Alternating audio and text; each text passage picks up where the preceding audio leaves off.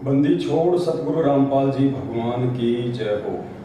परमपिता परमात्मा, सारी सृष्टि के रचनहार, कुल मालिक, असंख्य ब्रह्मांडों के स्वामी, जगत गुरु, तीनों लोकों में प्रवेश करके सबका भरण पोषण करने वाले संत शिरोमणि सतगुरु रामपाल जी परमेश्वर जी के चरण कमल में हम सभी सत्सेवक भाई बहनों का कोटि कोटि दंडवत प्रणाम।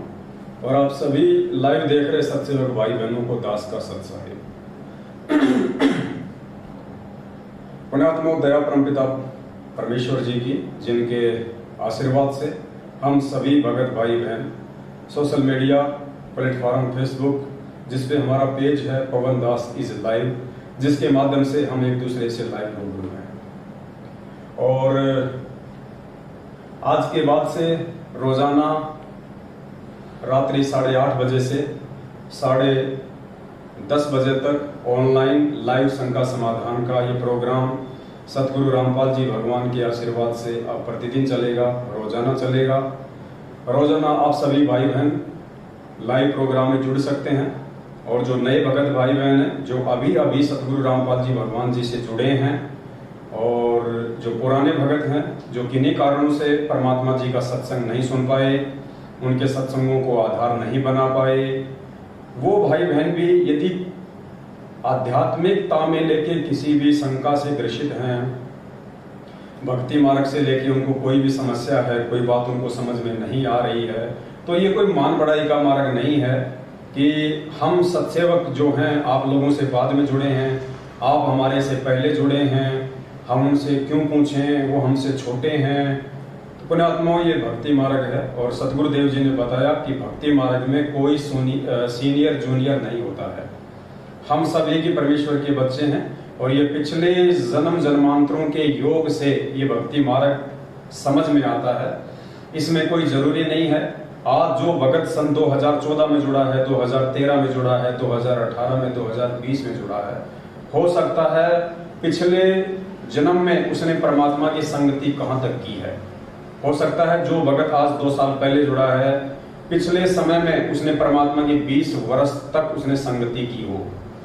और जो भगत आज 20 साल से जुड़ा है, हो सकता है उसने पिछले जन्म में 1 साल ही परमात्मा की संगति की हो। तो कौन भगत ज्यादा ज्ञान आधारी हुआ, कौन भगत उस परमेश्वर की विशेष आत्मा हुई। तो ज्ञान आधार से हमने भक्ति मार्ग में सीनियर और जूनियर इन सब बातों को कोई महत्व नहीं देना है। ये सारी की सारी बातें मिथ्या हैं। भक्ति मार्ग में इनके लिए कोई महत्व नहीं है। तो आप सभी भगत भाई बहन जो लाइव जुड़ चुके हैं, एक बार वीडियो को ज्यादा से ज्यादा शेयर कर दें, ताकि हमारा जो मैसेज है, जो परमपिता परमेश्वर संगत तक भिजवाना चाहते हैं, वो ज्यादा से ज्यादा भगत भाई बहनों तक पहुंच जाए। तब तक हम परमपिता परमेश्वर जी का मंगलाचरण करते हैं। सत साहिब। बंदी छोड़ सतगुरु रामपाल जी भगवान की जय हो। गरीब नमो नमो सतपुरुष को नमस्कार गुरु की नहीं, सुर नर मुनि जन साधुआ संतों सर्वसदी नहीं। सतगुरु साहिब संत सब दंडोतम प्रणाम, आगे पीछे मध्य हुए तिनको जा। पुरगान नराकार निर्विषम, काल जाल भय भंजन, निर्लेपम निज निर्गुण। अकल अनुपवे सोन धुन, सोहम सुरति समापतम। सकल समाना नीरतल, उजल हिरंबर हरदमम। बेपरवा अथार वार पार नहीं मध्य, तम ग्रीव जो सुमर सिद्ध होई। गणनायक गलताना, करो अनुग्रह सोई। पारस पद परवाना, आदि गणेश मनाऊं। गणनायक देवन देवा, चरण कमल लोलाऊं। आदि अंत करु सेवा, परम शक्ति संगीतम। रिद्धि सिद्धि दाता सोही, अविगत गुण है अतीतम। सत्य पुरुष निर्मोही, जगदम्बा जगदीश। मंगल रूप मुरारी, तन मन अर्पुं शीशम। भक्ति मुक्ति भंडारी, सुर नर मुनि जन ध्यावे। ब्रह्मा विष्णु महेशा, शेष सहस मुख गावे। पूज आदि गणेशा, इंद्र कुबेर सरीखा। वरुण धर्म राय ध्यावे। सुमरथ जीवन जी का। मन इच्छा फल पावे 33 कोटि अधारा, ध्यावे 88 उतरे भव जल पारा। कट है यम की फांसी 33 कोटि अधारा, ध्यावे 88 उतरे भव जल पारा। कट है यम की फांसी सत साहे, बंदी छोड़ सतगुरु रामपाल जी भगवान की जय हो। सत्सारे भाइयों और बहनों, दया परमपिता परमात्मा जी की, जिनके शुभ आशीर्वाद से कलयुग की इस पिछली पीढ़ी में आप और हम सभी भगत भाई बहन एक दूसरे से लाइव शंका समाधान के माध्यम से रूबरू हैं।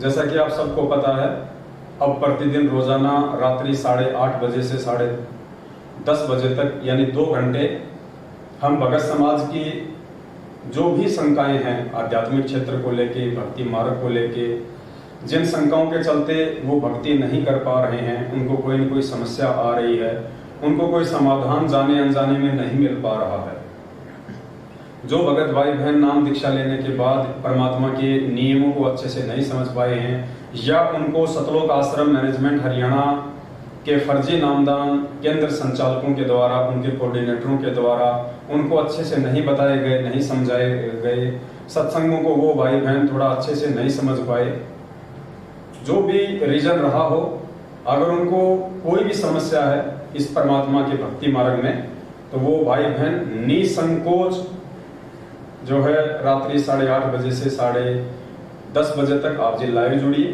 और आप हमें मैसेज भी कर सकते हैं, नंबर आपको लास्ट में दे दिया जाएगा, आप वॉइस मैसेज भी कर सकते हैं अपनी कोई भी शंका। परमात्मा जी के आशीर्वाद से, उनके सत्संगों के आधार से आपकी हर शंका का ज्ञान आधार से अच्छे से समाधान किया जाएगा। आज आप सभी भगत भाई बहनों को एक छोटी सी बात बतानी थी, जो कि बहुत ही ज्यादा महत्वपूर्ण है। आप सभी को ध्यान होगा, आज से लगभग 4 या 5 साल पहले दास साध संगति के प्रचार के लिए, अपने भगत भाई बहनों को बरवाला कांड की सच्चाई बताने के लिए, और सतलोक आश्रम मैनेजमेंट हरियाणा के द्वारा भोले भगत समाज को हिसार जेल में बैठे हुए पूज्य गुरुदेव सतगुरु रामपाल जी भगवान की आड़ में ज्योति पाठ और दान के नाम से जो लूटा जा रहा था, भगत समाज को राजनेताओं के रैलियों में शामिल करवाया जा रहा था, अन्य धरने और प्रदर्शनों में उनको बहका के लेके जाया जा रहा था, इन सब बातों से भगत समाज को जागरूक करने के लिए, उनको अवेयर करने के लिए कि भाई ये जितने भी आदेश जो भक्ति विरुद्ध हैं, जो पूज्य गुरुदेव जी के सत्संगों से मेल नहीं खाते हैं, ये सारे के सारे आदेश सतगुरु रामपाल जी भगवान के नहीं है। उन्होंने कभी भी अपने बच्चों को इस प्रकार के भक्ति विरुद्ध जो कर्म है वो करने की शिक्षा नहीं दी है। और वर्तमान में उनकी आड़ में ये पीले पर्चे निकाल के, फर्जी ऑडियो निकाल के, या आपके नामदान संचालक और कोऑर्डिनेटरों के माध्यम से जो भी आदेश संगत में पारित किए जा रहे हैं, ये सारे के सारे आदेश अपने आप को मनमुखी गुरु समझने वाला सतगुरु रामपाल जी भगवान का छोटा कलयुगी भाई महेंद्र है, और गुरुदेव का जो परिवार है वो है। ये सब लोग अपने धार्मिक धंधे के लिए आप सभी संगत वालों को मोहरा बनाए हुए हैं। तो ये सारी बातें हम समझाने के लिए गांव-गांव में, शहर-शहर में, हर जिले में, हर स्टेट में, जहां-जहां भी हम लोग जा सकते थे हम लोग गए। तो ऐसे ही सन 2016 के लास्ट में हम लोग मध्य प्रदेश गए हुए थे, और मध्य प्रदेश का राजगढ़ जिला था, राजगढ़ जिले में हम गए हुए थे। भगत भाई बहनों को हम समझा रहे थे, फिर बीच में असुर निकंदन रमेणी का समय हो गया था, सभी भाई बहन मिलकर हम रमेणी करने लग गए। इतने में ही सतलोक आश्रम मैनेजमेंट हरियाणा की तरफ से मध्य प्रदेश का स्टेट कोऑर्डिनेटर नियुक्त विष्णु साहू अपने 10-20 साथियों के साथ में 2-3 गाड़ियों के साथ वहां पे आ धमका। उन्होंने हम लोगों को ढंग से रमेणी भी नहीं करने दी, और बीच में उन्होंने जो है मारपीट शुरू कर दी, और वो वीडियो आप लोगों ने काफी बार देखा भी होगा।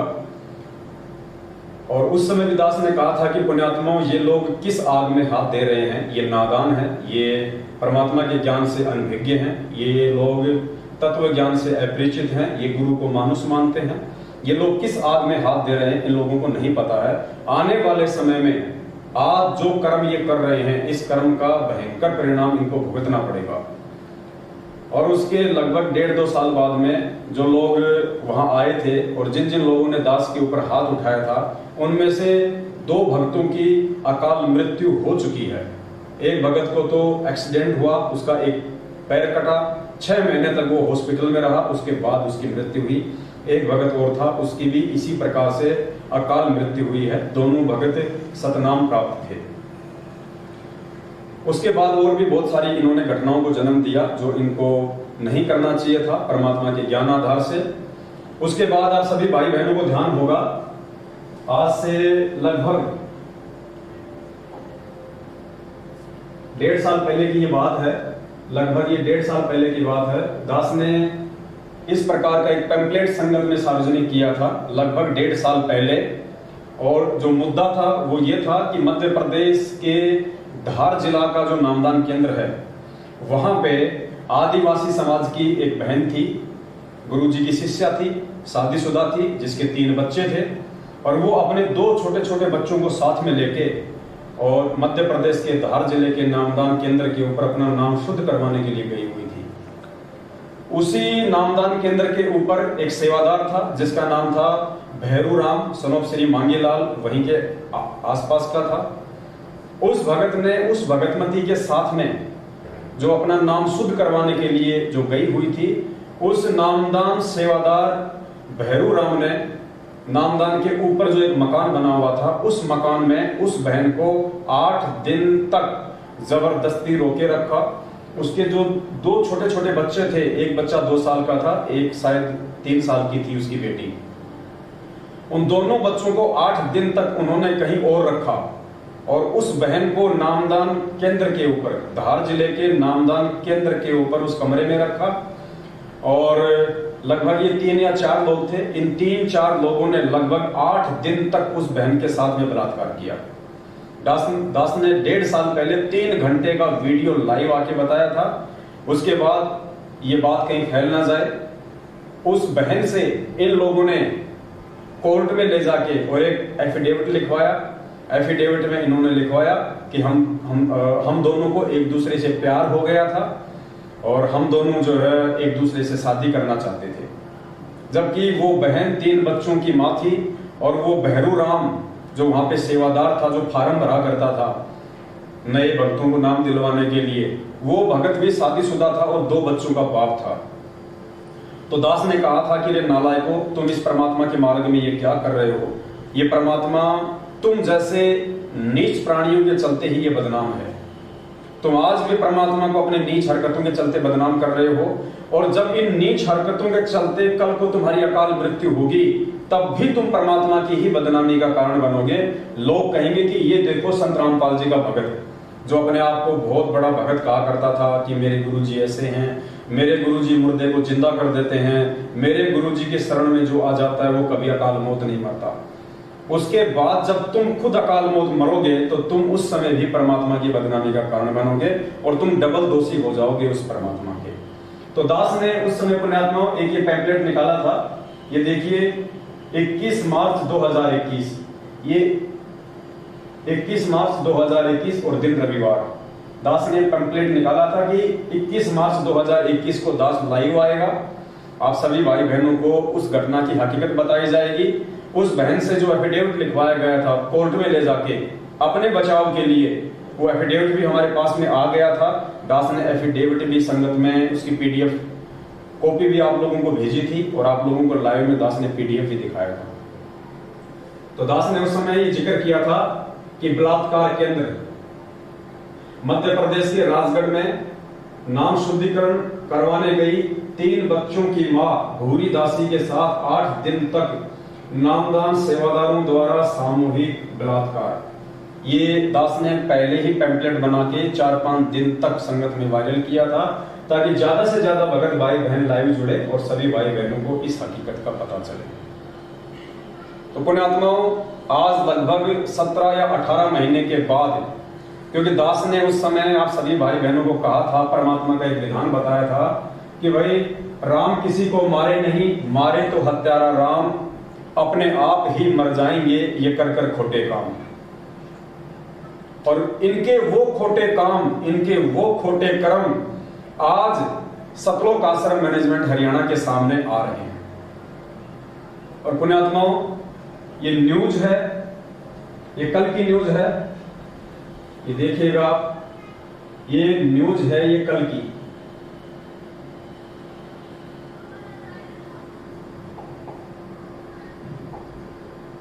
ये देखिएगा, ये मजदूरों से भरी ट्रॉली पलटी, एक की मौत। भास्कर संवाददाता धार, ये धार जिला है, मांगोद कानवन मार्ग पर गुरुवार शाम 6 बजे मजदूरों से भरी ट्रैक्टर ट्रॉली सड़क से नीचे उतरकर पलट गई। ट्रॉली में सवार 9 मजदूरों को चोट आई, जबकि एक की मौत हो गई, जबकि एक मजदूर की मौके पर ही मौत हो गई। राहगीरों ने डायल 100 को इसकी सूचना दी, सभी को अस्पताल ले जाया गया, जहां प्राथमिक उपचार किया गया। बताया जा रहा है सभी घायल दसई के समीप गांव गटोदा के निवासी हैं, जो क्षेत्र में प्याज काटने के लिए गए हुए थे। खेत से लौटते समय हादसा हो गया। जानकारी के अनुसार हादसा दसई के समीप मांगोद कानवन मार्ग पर हुआ। मजदूर प्याज काटने के लिए गए हुए थे। प्याज काटने के लिए गए हुए थे। शाम को ट्रैक्टर ट्रॉली में बैठकर लौटते समय ट्रैक्टर चालक सुखराम कटारा, ये ध्यान से देखना पुण्यात्माओं,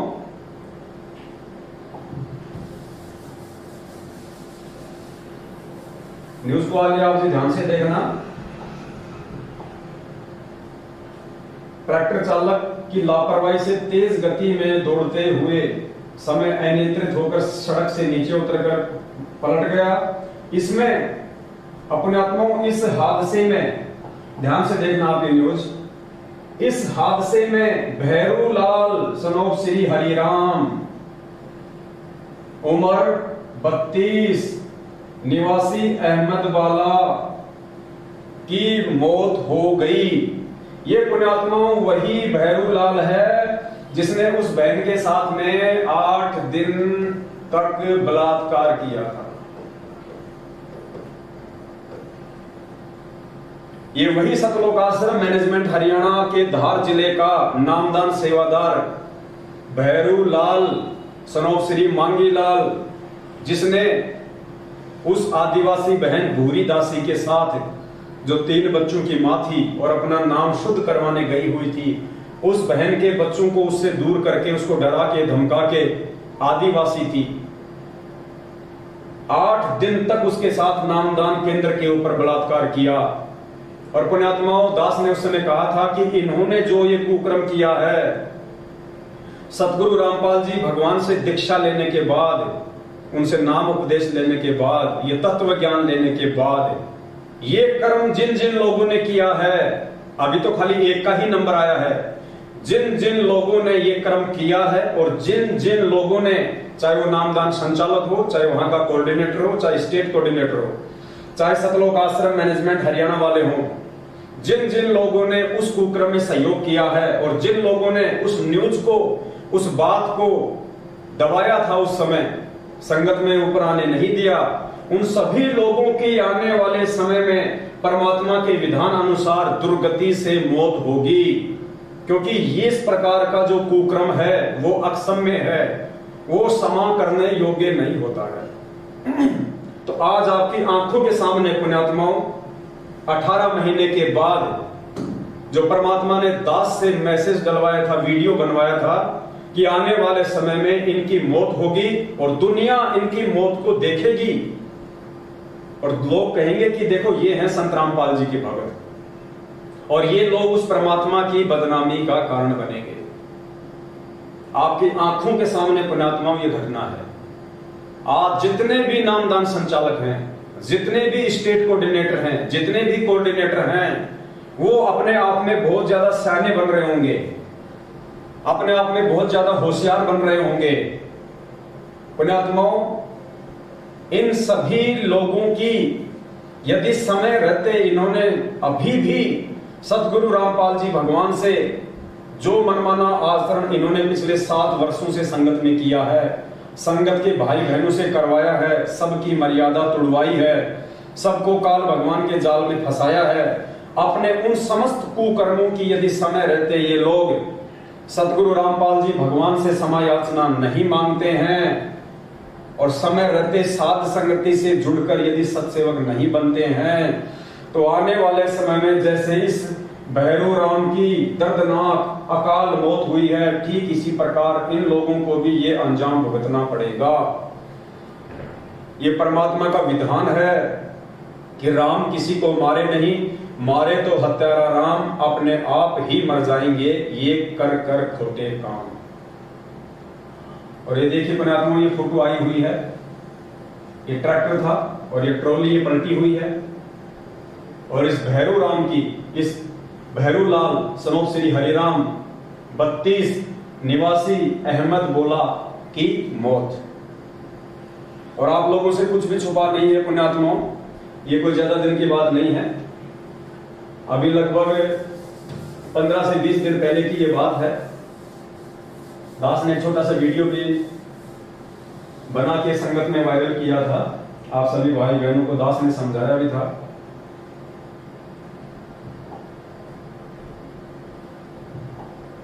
जब दास साथ संगति में गया हुआ था,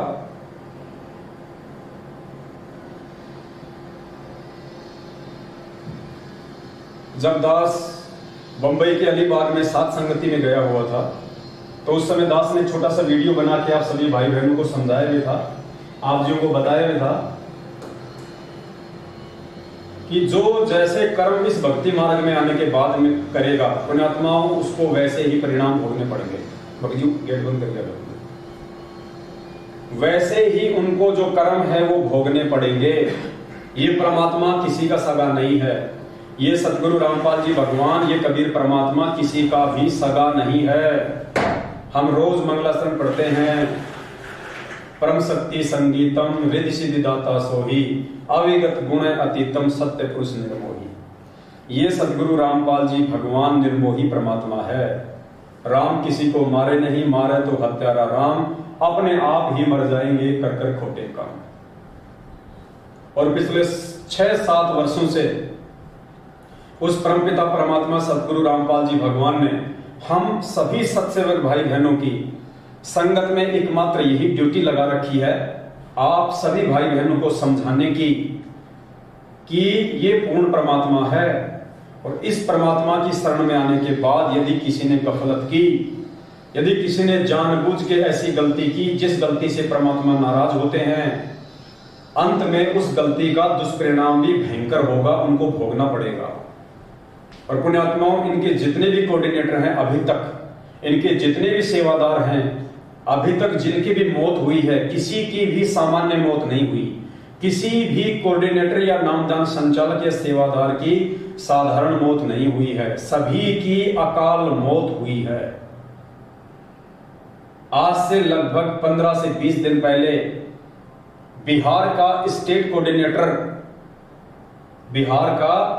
कोऑर्डिनेटर राजदेव बाबू, राजदेव दास पुण्यात्माओं, उसकी अकाल मृत्यु हो चुकी है। एक स्टेट कोऑर्डिनेटर की जो पूरी संगत को हैंडल कर रहा है, उसकी हार्ट अटैक से और बाथरूम में उसकी मौत हुई है। बाथरूम की सीट से वो उठ भी नहीं पाया, बाथरूम की सीट से वो उठ भी नहीं पाया और हार्ट अटैक से उसकी दर्दनाक अकाल मृत्यु हुई है 15 से 20 दिन पहले बिहार के स्टेट कोऑर्डिनेटर की। पुण्यात्माओं, लैट्रिन करते समय यदि किसी के प्राण निकलते हैं तो परमेश्वर का विधान कहता है कि सीधा वो नरक में जाता है, वो नरकगामी है सीधा। जिसकी मल द्वार से जिसके प्राण निकलते हैं, मल द्वार से जिसके प्राण निकलते हैं, वो कहां जाता है? सीधा वो नरक द्वार में जाता है, वो सीधा नरक द्वार में जाता है, जिसके मल द्वार से जिसके प्राण निकलते हैं। तो जो बिहार का स्टेट कोऑर्डिनेटर था राजदेव बाबू, आप सभी भाई बहनों को पता है कि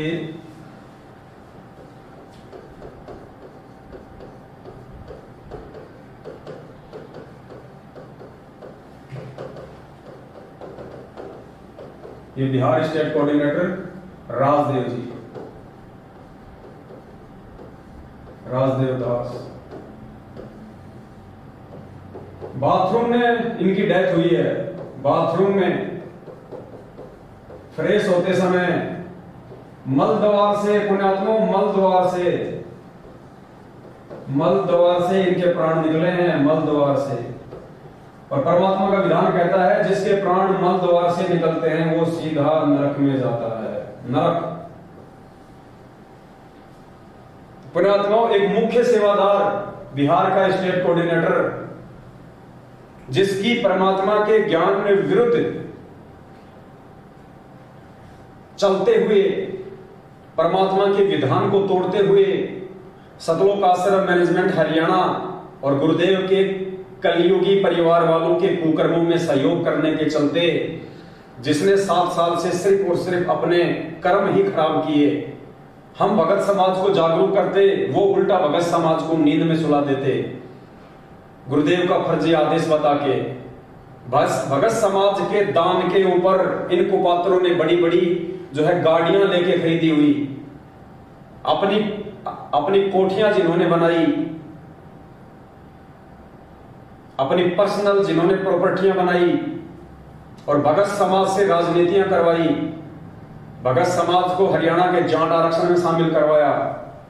इन स्टेट कोऑर्डिनेटरों ने भगत समाज को परमात्मा के ज्ञान से विरुद्ध चला के, हटा के, दिल्ली का मुंडका आश्रम, रोहतक का सिंहपुरा आश्रम, जींद आपका बैतूल आश्रम, धूरी आश्रम, जितने भी इन्होंने फर्जी आश्रम खोल रखे हैं, और समय समय पे ये लोग भगत समाज को ज्योति और पाठ के नाम पे लूटने के लिए, कभी गरीबदास जी का बोध दिवस, कभी कबीर जी का प्रकट दिवस, तो कभी प्रस्थान दिवस, कभी सतगुरु रामपाल जी भगवान का बोध दिवस, इन सभी के बहाने जिन्होंने संगत को ज्योति और पाठ के नाम पे लूटा, दान धर्म के नाम पे लूटा, और इन स्टेट कोऑर्डिनेटर लोगों ने उसमें सबसे ज्यादा सहयोग किया संगत को वहां तक पहुंचाने के लिए। संगत बेचारी भूली, नए नए भगत जुड़े, उन्हें पूरे सिस्टम का नहीं पता, उनको जो आदेश दे दिया गया उन्होंने विश्वास करके कि ये हमारा स्टेट कोऑर्डिनेटर है, ये हमारा नामदान संचालक है, ये हमें कभी भी गलत मार्गदर्शन नहीं देगा, इस विश्वास के साथ उन आत्माओं ने इनके ऊपर बिलीव किया और इन्होंने उस का नाजायज फायदा उठाया, उन आत्माओं के साथ में विश्वासघात किया, और आज इनका जो परिणाम है वो पुण्यात्माओं नरक, मल द्वार से जिनके प्राण निकल रहे हैं, हार्ट अटैक से जिनकी मौत हो रही है। अब सोचिए पुण्यात्माओं, एक मुख्य सेवादार अगर अकाल मौत मर रहा है, मुख्य सेवादार का मतलब है जो सबसे ज्यादा सेवा करता हो, जो परमात्मा के सबसे ज्यादा नजदीक हो, ऐसा व्यक्ति यदि काल भगवान की भेंट चढ़ रहा है, जिसको सार नाम प्राप्त हो, तो सोचे पुण्यात्माओं, उससे नीचे की जो संगत है, बिहार की जो अन्य संगत है, सोचिए वो कौन से द्वार में जाएगी। जब आपके स्टेट कोऑर्डिनेटर की, जिसको आप परमात्मा से बहुत ज्यादा नजदीक समझते हैं, राजदेव दास, और जब उसकी पुण्यात्माओं इस प्रकार से मौत होती है, तो उस राजदेव दास के पीछे भेड़ चाल में चलने वाली संगत जो आंख बंद करके चल रही है, उस संगत का क्या हाल होगा, वो कौन से लोक में जाएगी। अभी भी समय है, लगभग 1.5 से 2 साल पहले जम्मू कश्मीर का स्टेट कोऑर्डिनेटर ताराचंद इसी प्रकार अकाल मृत्यु को प्राप्त हुआ, इसी प्रकार से अकाल मृत्यु को प्राप्त हुआ, हॉस्पिटल में उसकी मृत्यु हुई बीमारी के चलते। अरे अगर उस कबीर परमेश्वर के भक्तों की अगर इस प्रकार भक्ति करते करते भी, और वो भी एक स्टेट कोऑर्डिनेटर, एक सारनामी, अगर उनकी भी इस प्रकार अकाल मृत्यु होगी दुर्गति से, तो पुण्यात्माओं सोचो आम भक्तों का क्या होगा, समाज पे इसका क्या प्रतिकूल प्रभाव पड़ता है। और ये सारा का सारा जो ये बवंडर है, सारा का सारा जो ये लफड़ा है, ये क्यों हो रहा है। ये जितने भी स्टेट कोऑर्डिनेटर हैं, गुरु जी का परिवार है, ये सभी लोग इन कुकर्मों को क्यों अंजाम दे रहे हैं। इसमें खाली अकेला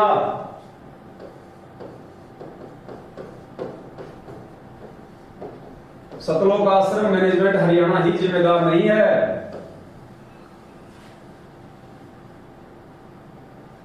केवल सतलोक आश्रम मैनेजमेंट हरियाणा अकेला ही जिम्मेदार नहीं है। इसमें मैनेजमेंट का साथ जो दे रहे हैं वो है स्टेट कोऑर्डिनेटर,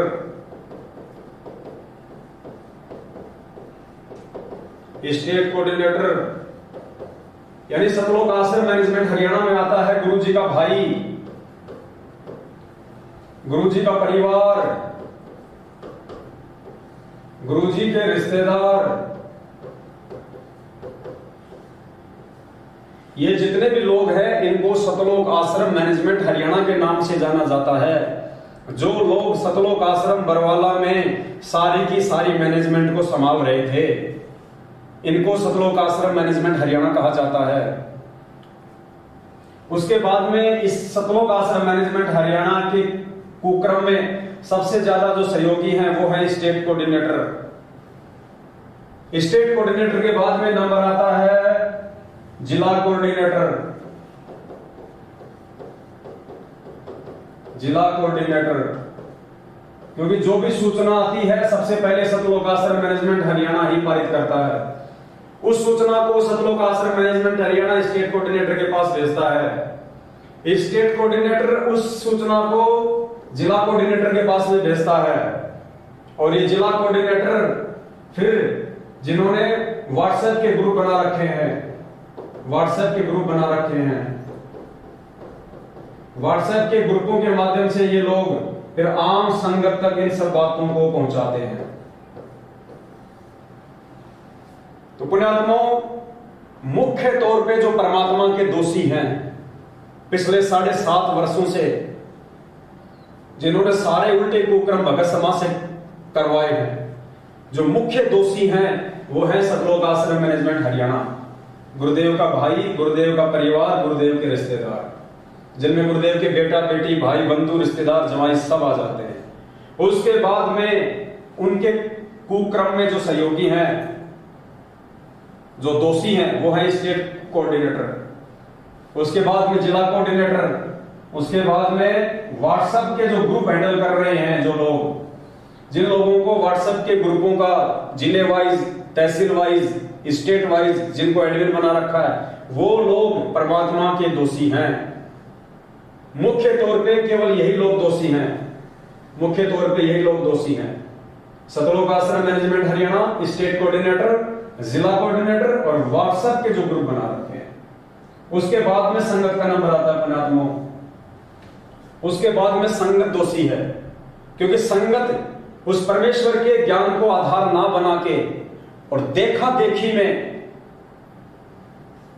कोई भी आदेश उनको दे दिया जाता है, उस आदेश को वो परमात्मा के ज्ञान से मेल नहीं खाते, उस आदेश को परमात्मा के विचारों से, परमात्मा के सत्संग से मैच नहीं करते, और आंख बंद करके संगत जो उन आदेशों को फॉलो करती है, इस कारण से संगत भी परमात्मा की दोषी है।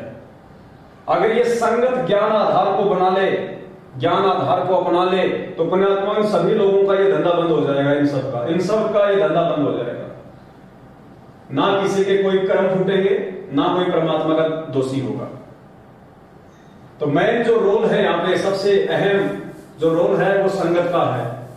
अगर संगत सतलोक आश्रम मैनेजमेंट हरियाणा के कुक्रम में सहयोग करना बंद कर दे, तो पुण्यात्माओं ये लोग कितने दिन तक अपनी मनमानियां करेंगे, कितने दिन तक इस परमेश्वर के मार्ग में ये गंदगी फैलाएंगे। तो यहाँ पे संगत का अहम रोल है, सबसे ज्यादा अहम रोल है संगत का। तो संगत को अब समझना चाहिए। 7.5 साल हो चुकी है, आप लोगों के सामने जितने भी इन्होंने कुक्रम किए, वो सारे कुक्रम आप लोगों की आंखों के सामने हैं। जब आपके स्टेट कोऑर्डिनेटर की अकाल मौत हो रही है, आपके जिला कोऑर्डिनेटरों की अकाल मौत हो रही है, आपके नामदान संचालकों की अकाल मौत हो रही है, तो पुण्यात्मा विचार करो आप लोगों के साथ में क्या होगा जब आपकी भी बैटरी डिश होगी। और संगत तो आए दिन मर ही रही है, संगत तो आए दिन मर ही रही है। तो पुण्यात्माओं उस परमेश्वर की बदनामी का कारण ना बने, और आप सभी भगत भाई बहन इस परमेश्वर जी के ज्ञान को आधार बनाएं, और ज्ञान को आधार बना के जितना जल्दी हो सभी भाई बहन साध संगत से जुड़ जाएं, साध संगत से जुड़ जाएं सभी भाई बहन। पुण्यात्माओं, साध संगत से ही आप लोग इस परमात्मा के ज्ञान पे आप जी टिक पाओगे और आप सतगुरुदेव जी को पहचान पाओगे।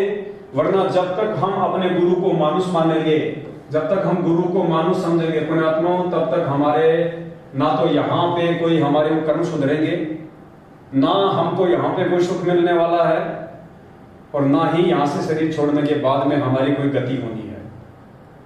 क्योंकि 350 साल पहले गरीबदास जी महाराज जी ने स्पष्ट कह दिया कि गुरु मानुष कर जानते वो नर कहिए अंध होए दुखी संसार में आ गए उनके फंदे। तो आप लोगों को गुरु जी को मानुष ही मनवाया जा रहा है। 2020 में आप लोगों से गुरुदेव का जन्मदिन मनवाया गया, पीला पर्चा निकाला गया, सरेआम जन्म दिवस मनाया गया संत रामपाल जी भगवान का। अरे भगवान का जन्मदिन मनाओगे तो पुण्यात्माओं पार कैसे हो जाओगे? ना सतगुरु जननी जने जाके माना बाप, पिंड भ्रमण से रहित है ना वाते होता। पुण्यात्माओं, ये परमात्मा है, ये परमेश्वर है, और हम सत्सेवकों के माध्यम से बार बार यह परमात्मा आप जियों तक संदेश भिजवा रहे हैं। आप जियों को हर रोज एक नया संदेश परमात्मा भिजवा रहा है, क्योंकि उस परमेश्वर को आगामी समय दिखाई दे रहा है कि आगामी समय में क्या होगा, काल किस प्रकार से संगत में तांडव मचाएगा, देश और दुनिया में तांडव मचाएगा। अगर इस परमात्मा ने ही अगर बचाना हो संगत को, अगर ऐसे ही, तो पुण्यात्माओं आए दिन संगत में आपके जो स्टेट कोऑर्डिनेटर लोग मर रहे हैं, आपके जिला कोऑर्डिनेटर मर रहे हैं, संगत वाले भाई बहन जो सार नाम तक प्राप्त हैं, जिनकी अकाल मृत्यु हो रही है, परमात्मा उन सबको क्यों नहीं बचा रहा? गुरुदेव उन सभी को क्यों नहीं बचा रहे? अगर ऐसे ही परमात्मा ने यदि बचाना होता तो। इसलिए पुण्यात्माओं परमात्मा हमें समय दे रहे हैं, वरना 7.5 साल हो गई परमात्मा को जेल में बैठे हुए। उनको बैठने की आवश्यकता नहीं थी, उनको कोई बांध नहीं सकता, कोई रोक नहीं सकता। ये अबंध परमात्मा है। ये परमात्मा सिर्फ और सिर्फ इंतजार कर रहा है इस बात का कि उस विनाशकारी समय से पहले जितना जल्दी हो सके मेरे बच्चे ज्ञान को आधार बना ले, नीर खीर का निबेरा कर ले, लाल और लालड़ी की पहचान कर ले, और समय रहते मेरे सभी बच्चे साध संगति से जुड़ जाएं, ज्ञान को आधार बना लें। परमात्मा ने हमारे को शिक्षा क्यों दी है? शिक्षा सिर्फ हमारे को इसलिए दी है कि हम इस भक्ति मार्ग में किसी के बहकाव में आने से बचें और हम परमेश्वर की भक्ति निसंशय रूप से कर सके। भाई और बहनों, ये मौके बार बार नहीं मिलेंगे। एक बार यदि ये बात आप लोगों के हाथ से निकल गई, वो कहते हैं ना कि तीर कमान से और बात जुबान से एक बार निकल जाती है, वापस नहीं आती। ये मौका जो परमात्मा दे रहे हैं बार बार 7 साल हो गई परमात्मा को, एक गोल्डन चांस है। ये मौका दोबारा नहीं मिलेगा। सिवाय हाथ धर के सिर पे रोने के कुछ भी शेष नहीं रहेगा। हम सत्सेवकों का कोई स्वार्थ नहीं है आप लोगों से। हम आपको बता रहे हैं, समझा रहे हैं, हमारा कोई स्वार्थ नहीं है इसमें, कोई स्वार्थ नहीं हमारा किसी भी प्रकार का। हम निस्वार्थ भाव से उस परमेश्वर की तरह इस परमार्थ के मार्ग में ये सेवा दे रहे हैं। पुण्यात्माओं, आपने कुपात्र सतलोक आश्रम मैनेजमेंट हरियाणा को, ये कुपात्र सतलोक आश्रम मैनेजमेंट हरियाणा को आपने ज्योति पाठ और दान का दिन रात अंधे होके आप लोगों ने पैसा दिया। दिन रात इस कुपात्र सतलोक आश्रम मैनेजमेंट हरियाणा ने आपका पैसा कहां लगाया? जाट आरक्षण में। कहां लगाया? राजनीति में। कहां लगाया? गाड़ी घोड़े खरीदने में, गाड़ी खरीदने में। कहां लगाया? फर्जी आश्रम बना डाले, इन पत्थरों में पैसा बर्बाद कर दिया। कहां लगाया? आनंदपाल सिंह की सीबीआई जांच में, आनंदपाल सिंह की सीबीआई जांच में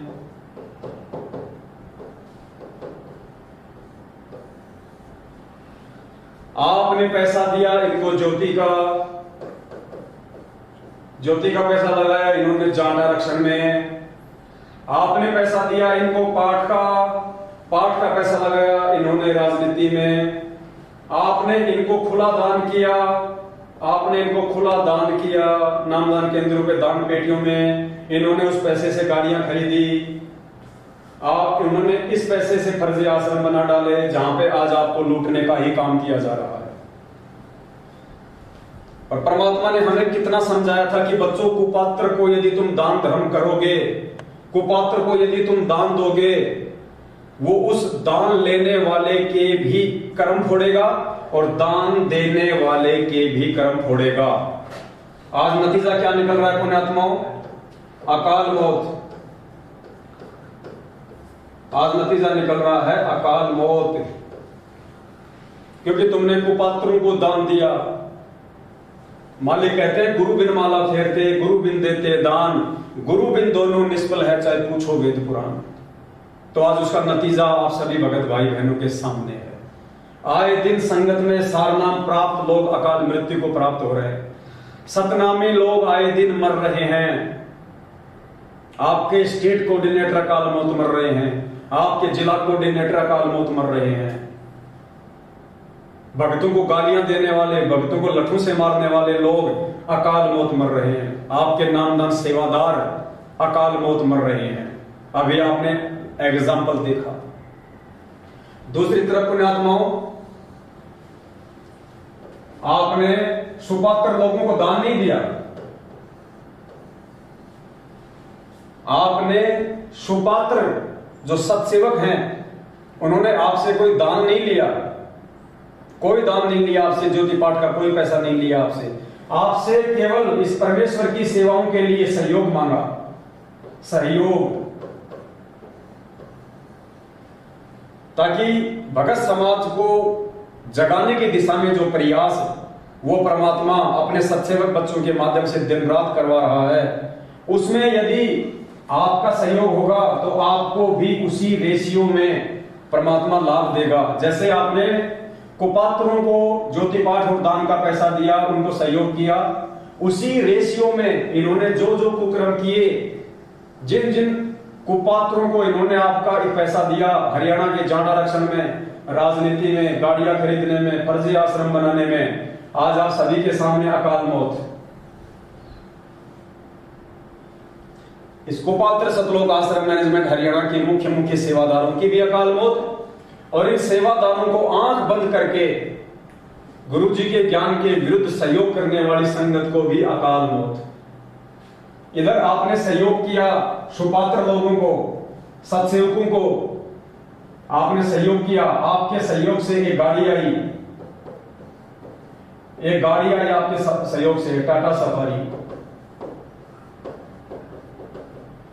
21 लाख रुपए की ये गाड़ी आई।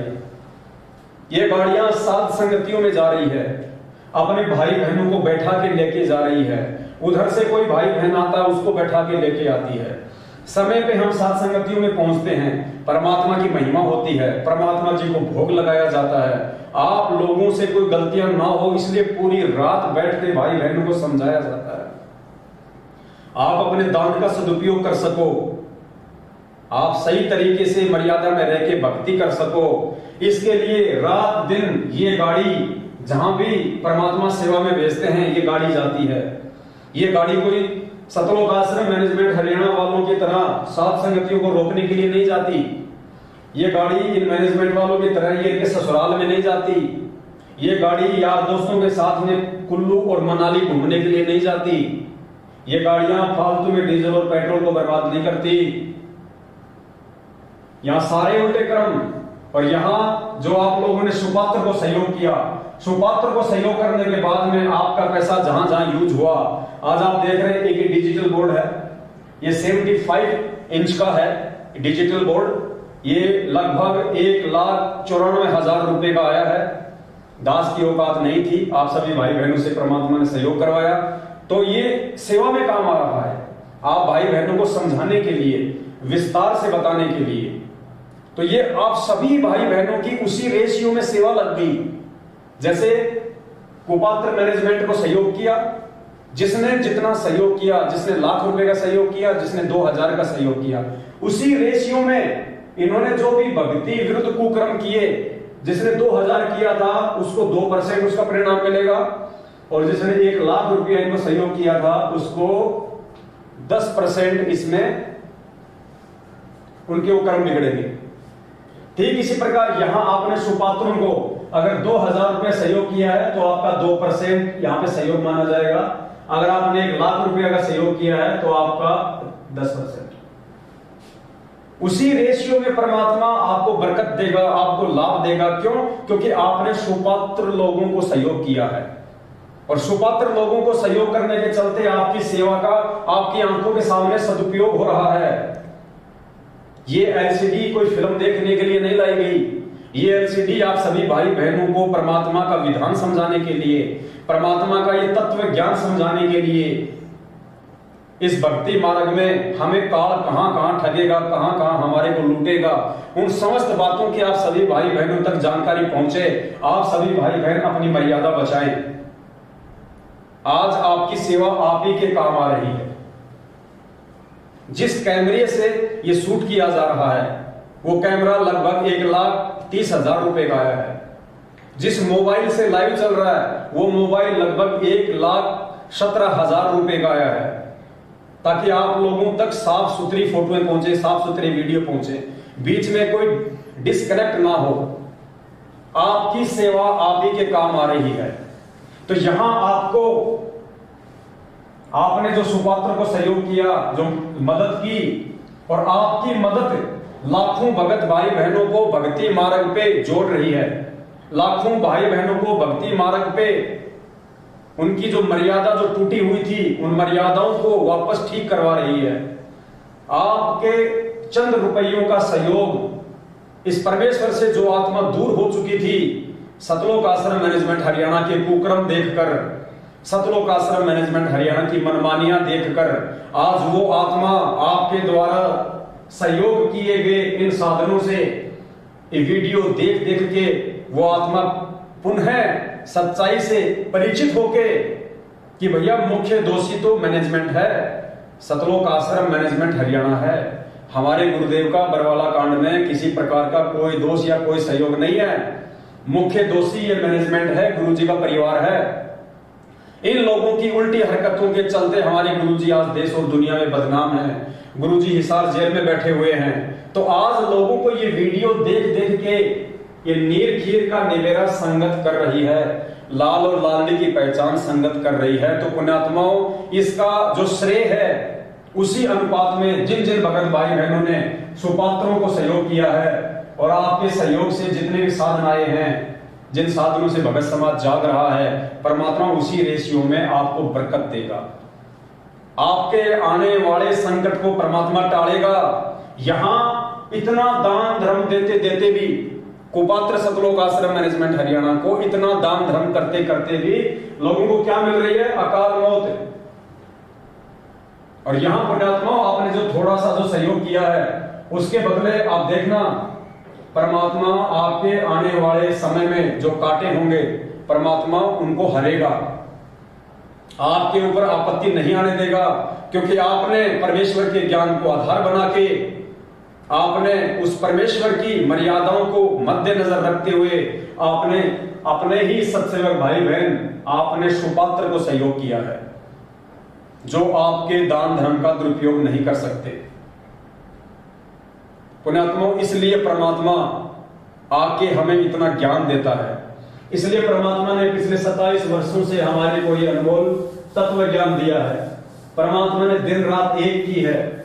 हम नालायकों तक ये अपना आध्यात्मिक ज्ञान पहुंचाने के लिए उस परमात्मा को 2-2 बार जेल जाना पड़ा है। परमात्मा ने देश और दुनिया वालों की गालियां खाई है। गांव गांव जाके परमात्मा ने लोगों के ताने सहे हैं, तब कहीं जाके ये ज्ञान उस परमेश्वर का आप और हम सभी आत्माओं तक ये पहुंचा है। और आज इस मैनेजमेंट के द्वारा, गुरुदेव के कलयुगी परिवार के द्वारा उस ज्ञान की धज्जियां उड़ाई जा रही है। और ये परिणाम आप सभी भाई बहनों के सामने है। एक छोटी सी जानकारी थी जो आप सभी भगत भाई बहनों को देनी जरूरी थी परमात्मा जी के आशीर्वाद से। और उसके बाद आज दिन में एक भगत भाई बहन की शंका आई थी, बहुत सारे भगत भाई बहनों के फोन भी आए और उनके व्हाट्सएप पे उनके मैसेज भी आए, तो समय हमारे पास में आज है नहीं ज्यादा। तो एक जो शंका है जो ज्यादातर भगत भाई बहनों की शंका थी, और उन सभी भाई बहनों ने जो शंका जो हमने जाहिर की है, उन सब ने कहा कि भगत जी 2014 बरवाला कांड के बाद 2014 बरवाला कांड के बाद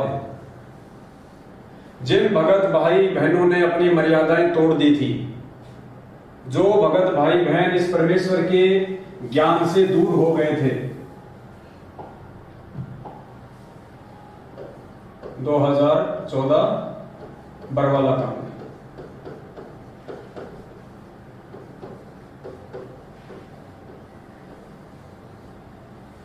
बरवाला कांड में सतलोक आश्रम मैनेजमेंट हरियाणा की मनमानी हरकतों को देखकर परमेश्वर के ज्ञान के विरुद्ध वहां भगत समाज को पुलिस वालों के सामने मरने मारने के लिए खड़ा कर दिया गया। भगत समाज को काले कपड़े पहना दिए गए, गुंडे मवालियों की तरह भोले भक्तों के हाथ में गुरु जी का आदेश बता के हथियार पकड़ा दिए गए, डंडे और झंडे पकड़ा दिए गए, पेट्रोल बम पकड़ा दिए गए, पत्थर पकड़ा दिए गए, बंदूकें पकड़ा दी गई। उसके बाद जो घटना वहां पे घटित हुई, उस घटना को देखकर लाखों की संख्या में वो भगत भाई बहन जो नए नए उस समय सतगुरुदेव जी से नाम दीक्षा प्राप्त हुए थे, जो ज्ञान को इतना आधार बना नहीं पाए थे, उन आत्माओं ने उन घटनाओं को देखकर सतगुरुदेव जी में दोष निकाल लिया कि यदि संत रामपाल जी संत हैं तो उन्होंने फिर अपने भक्तों को ये आदेश क्यों दिया, ये काले कपड़े पहनने का आदेश क्यों दिया। काले कपड़े पहना दिए, उनके हाथों में हथियार पकड़ा दिए गए।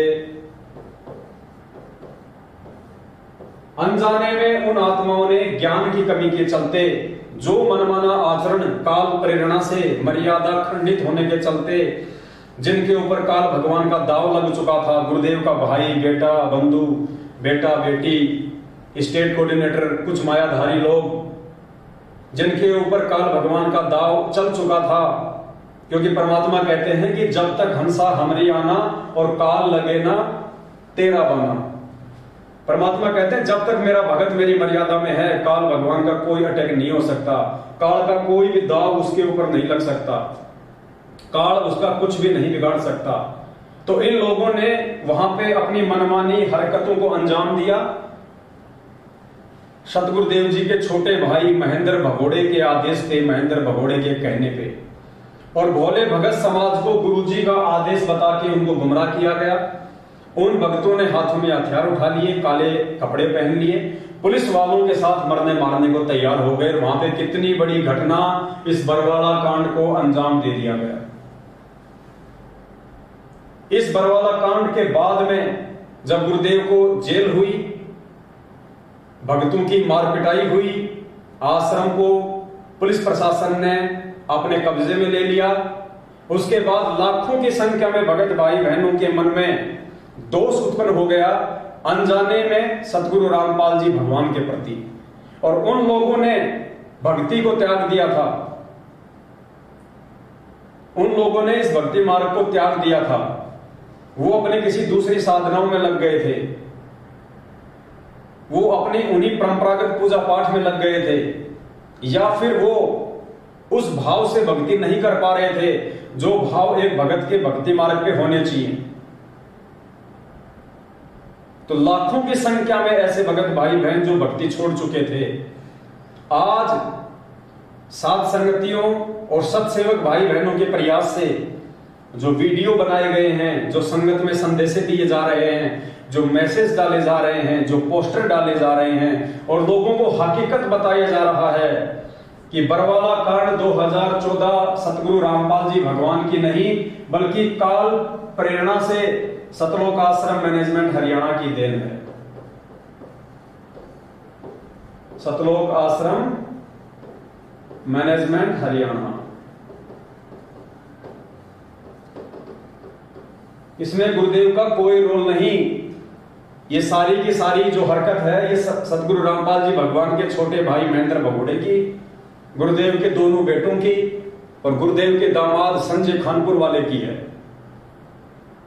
और जितने भी स्टेट कोऑर्डिनेटर हैं, जितने भी लोग उस समय सतलोक आश्रम मैनेजमेंट हरियाणा में शामिल थे, जो महेंद्र भगोड़े के चमचे बने हुए थे, जो गुरुजी के आदेशों को कम और महेंद्र के आदेशों को ज्यादा फॉलो करते थे, उन सभी लोगों की मनमानी हरकतों का नतीजा है बरवाला कांड और गुरुदेव को आजीवन उम्र कैद। और आज ये जितने भी लोग हैं, गुरुदेव का भाई है, आज गुरुदेव का भाई, गुरुदेव का बेटा और गुरुदेव का जवाई, ये तीनों के तीनों महापुरुष आज भगोड़े बन के घूम रहे हैं। तीनों के तीनों भगोड़े बन के घूम रहे हैं और उसी परमात्मा की आड़ में आज भी संगत को लूटने की दिशा में ही आगे बढ़ रहे हैं। तो इन सब बातों से परिचित होके अब धीरे धीरे धीरे धीरे वो आत्माएं जो वर्षों पहले बरवाला कांड की घटना को देख के भक्ति को त्याग चुकी थी, परमात्मा से धीरे धीरे काल उनको दूर कर रहा था, आज सत्सेवक भाई बहनों के प्रयास से वो आत्माएं पुनः परमात्मा के नजदीक आ रही हैं। और सैकड़ों की संख्या में ऐसे भगत भाई बहनों के फोन आते हैं कि भगत जी हम वापस भक्ति शुरू करना चाहते हैं, क्योंकि हमारे को हकीकत का नहीं पता था, हमारे को सच्चाई का पता नहीं था, हम भ्रमित हो गए थे, लोगों ने हमारे को भ्रमित कर दिया था, हमारे रिश्तेदारों ने हमारे को भ्रमित कर दिया था कि देखो तुम्हारे गुरुजी ऐसे हैं, तुम्हारे गुरुजी ऐसे कुकर्म करते हैं, ये संतों के काम थोड़ी होते हैं इस प्रकार से पुलिस प्रशासन के साथ में लड़ाई करना, झगड़ा करना, भक्तों को मरवाना। तो भगत जी हमें उस समय इन सब बातों का नहीं पता था और हमने गुरुजी का ही आदेश समझ के हमने सोचा कि मैनेजमेंट को गुरुजी ही आदेश दे रहे हैं और गुरुजी ने ही बरवाला कांड करवाया है और हमारे अंदर दोष उत्पन्न हो गया था। क्या भगत जी आज हम उस दोष से मुक्त हो सकते हैं? क्या वो परमात्मा हमें वापस अपने शरण में ले सकता है? हम किस प्रकार से अपना नाम शुद्ध करवाएं? हम किस प्रकार से वापस उसी तरह ये भक्ति हम शुरू करें? तो आज सैकड़ों की संख्या में ऐसे भगत भाई बहनों के फोन आते हैं। तो आज अभी आगे का जो वीडियो है हमारे पास में, जो भी आधा पौन घंटा बचा हुआ है, परमात्मा उसी के ऊपर अब बातचीत करवाएंगे। मोबाइल दे दो।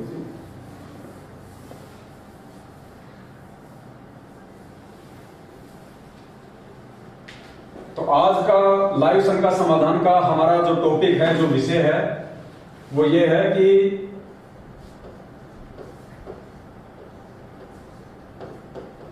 भक्ति छोड़ चुके भाई बहन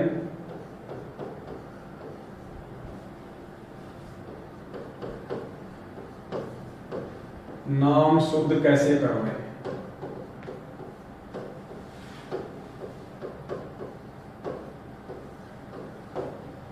भक्ति छोड़ चुके भाई बहन नाम शुद्ध कैसे करवाएं? ये आज का हमारा शंका समाधान का टॉपिक है। आपने बहुत ही ध्यान से सुनना है और परमात्मा उन सभी आत्माओं पर रजा करेंगे, उनको समझ में आ जाएगा कि हम वापस सतगुरु रामपाल जी भगवान के भक्ति मार्ग से हम कैसे जुड़ सकते हैं। देखो पुण्यात्माओं, सबसे पहली बात, इस परमेश्वर का जो नाम है वो अखंड है। अखंड परमात्मा का नाम किसी भी देश काल और परिस्थिति में खंड नहीं होता है। परमात्मा कहते हैं हम हैं सबद सबद हम माही और हमसे भिन्न और कछु नाही। परमात्मा का स्वयं का जो रूप है वो शब्द है और जो परमेश्वर हमें जो मंत्र देते हैं वो भी एक शब्द है। तो शब्द का किसी भी देश काल और परिस्थिति में खंडन नहीं होता है। तो जो नाम आपको सतलोक आश्रम बरवाला में मिला हुआ था, सतगुरु रामपाल जी भगवान के रहते समय, चाहे प्रथम नाम हो चाहे सतनाम हो, वो नाम अखंड है। यानी नाम कभी भी खंड नहीं होता है। इस बात को अपने दिलो दिमाग से हम निकाल दें साहिब का नाम अखंड है और सकल सब खंड। यहां सब कुछ खंडित है सिवाय इस परमेश्वर के नाम के। जो चीज खंडित होती है वो है मर्यादा। मर्यादा खंडित होती है। यानी नाम दीक्षा देते समय गुरुदेव हमें जो नियम बताते हैं, प्रथम नाम के समय हमें जो परमात्मा जो 11 नियम जो बताते हैं, और सतनाम के समय परमात्मा हमें जो 34 या 35 नियम बताते हैं, वो नियम टूट जाने से परमात्मा का नाम जो है वो काम करना बंद कर देता है। यानी नाम से मिलने वाले लाभ आपको फिर नहीं मिलेंगे। हमारा जो कनेक्शन है वो कट जाता है। तो नाम खंड नहीं होता है, नाम तो अखंड है। अगर कोई चीज खंड होती है तो वो है मर्यादा। मर्यादा खंडित होती है। तो आज अपनी मर्यादा को ठीक करने के दो ही तरीके हैं। मर्यादा को ठीक करने के दो ही तरीके हैं। यदि किसी कारण से आपकी मर्यादा टूट चुकी है, आपके मन में गुरुदेव के प्रति दोष आ चुका है, आपका भक्ति में मन नहीं लग रहा है, आपके अंदर अशांति सी पैदा हो रही है, आप वापस भक्ति शुरू करना चाहते हैं, तो पुण्यात्माओं इसके दो ही तरीके हैं। सबसे पहला जो तरीका है वो है, यदि सतगुरुदेव जी आश्रम में हैं, हमारे सामने हैं, हमारे समक्ष हैं, तो हम गुरुदेव के पास जाके उनसे हम अपनी जो गलतियां हैं हम उनकी क्षमा याचना करें, परमात्मा से हम माफी मांगे, और सतगुरुदेव जी यानी गुरु फिर आपको जो भी दिशा निर्देश दे उस दिशा निर्देश अनुसार आप अपनी भक्ति को वापस शुरू करें। यदि गुरुदेव कहते हैं कि बेटा जाके फिर से नाम ले ले, या गुरुदेव कहते हैं कि बेटा कोई बात नहीं आगे गलती मत करना, वापस भक्ति शुरू कर दे, तो सबसे पहला तरीका तो हमारे पास में ये होता है, यदि सतगुरुदेव जी आश्रम में हैं या हमारे सामने हैं तो हम उनके पास में जाएं, हृदय से हम अपनी जो गलती है उसकी क्षमा याचना करें, परमात्मा फिर हमें जो भी आदेश दे उसको हम फॉलो करें और अपनी भक्ति को शुरू करें। दूसरा जो तरीका है वो है पुण्यात्माओं ज्ञान आधार। दूसरा नाम शुद्धिकरण का तरीका है ज्ञान आधार। ज्ञान आधार कैसे? हम संध्या आरती में रोज पढ़ते हैं, अंतर्यामी एक तुम आत्म के आधार, जो तुम छोड़ो हाथ तो मैं कौन उतारे पार। कि हे सतगुरुदेव, हे परमपिता परमात्मा, आप इस सृष्टि में एकमात्र अंतर्यामी हैं। आप सबके घट घट में विराजमान हैं। आप सभी भक्तों के सुख और दुखों से परिचित हैं। परमेश्वर आपसे कुछ भी छुपा हुआ नहीं है। चीटी पायल बाजे पैर, साहेब सुनता है सब लहर। ये परमात्मा चीटी के पैर की पायल की आवाज को भी सुन लेता है, जो कि नॉइज लेस होती है। चीटी के पैर के पायल की आवाज नहीं आ सकती, इम्पॉसिबल बताई परमात्मा ने, क्योंकि पहली बात तो चीटी का पैर क्या होगा, फिर चीटी के पैर की पायल अगर बनाई जाए तो वो कितनी छोटी होगी, और फिर उसकी आवाज इम्पॉसिबल। कहते हैं परमात्मा उसको भी सुन लेता है क्योंकि वो अंतर्यामी होता है। तो पुण्यात्माओं, यदि वास्तव में आपको बरवाला कांड 2014 के बाद आपने जो भक्ति छोड़ी, और भक्ति छोड़ने के बाद यदि आज सत्सेवकों के वीडियो देखकर या परमेश्वर की प्रेरणा से आपके अंदर वापस भक्ति करने की इच्छा जागृत हुई है, आपको अपनी उन तमाम जाने अनजाने की गलतियों का आभास हुआ है, और यदि अंदर से आपको पश्चाताप है, तो फिर पुण्यात्माओं आपके सामने एक ही विकल्प है जिससे आप वापस अपनी भक्ति शुरू कर सकते हैं। आप उस परमेश्वर की शरण में वापस आ सकते हैं। आने वाले विनाशकारी समय से आप जी अपने और अपने परिवार की सुरक्षा कर सकते हैं, और वो है पुण्यात्माओं ज्ञान आधार। यानी हृदय से आप अपनी उन तमाम गलतियों की क्षमा याचना सतगुरु रामपाल जी भगवान से, उस अंतर्यामी परमात्मा से अपने घर पर ही करें। आप उसी प्रकार से जैसे आपने पहले नाम दीक्षा ली थी, और नाम दीक्षा लेने के बाद में आपने अपने घर पे आके जो अपना दरबार लगाया था परमात्मा का, जहां पे आपने ज्योति लगाना शुरू किया था, जहां पे आप तीनों समय की आरती करते थे, आप परमेश्वर जी को दंडवत प्रणाम किया करते थे, वो ठीक वैसा ही दरबार आप जी फिर से अपने घर पे लगाओ। दरबार लगाने के बाद में सतगुरु रामपाल जी भगवान को हृदय से, देखो पुण्यात्माओं, ये अंतर्यामी परमात्मा है। छल कपट इस मार्ग में नहीं चलेगा। उस परमात्मा से आप कुछ भी नहीं छुपा सकते। दुनिया से छुपा सकते हैं, लेकिन अंतर्यामी से आप कुछ भी नहीं छुपा सकते।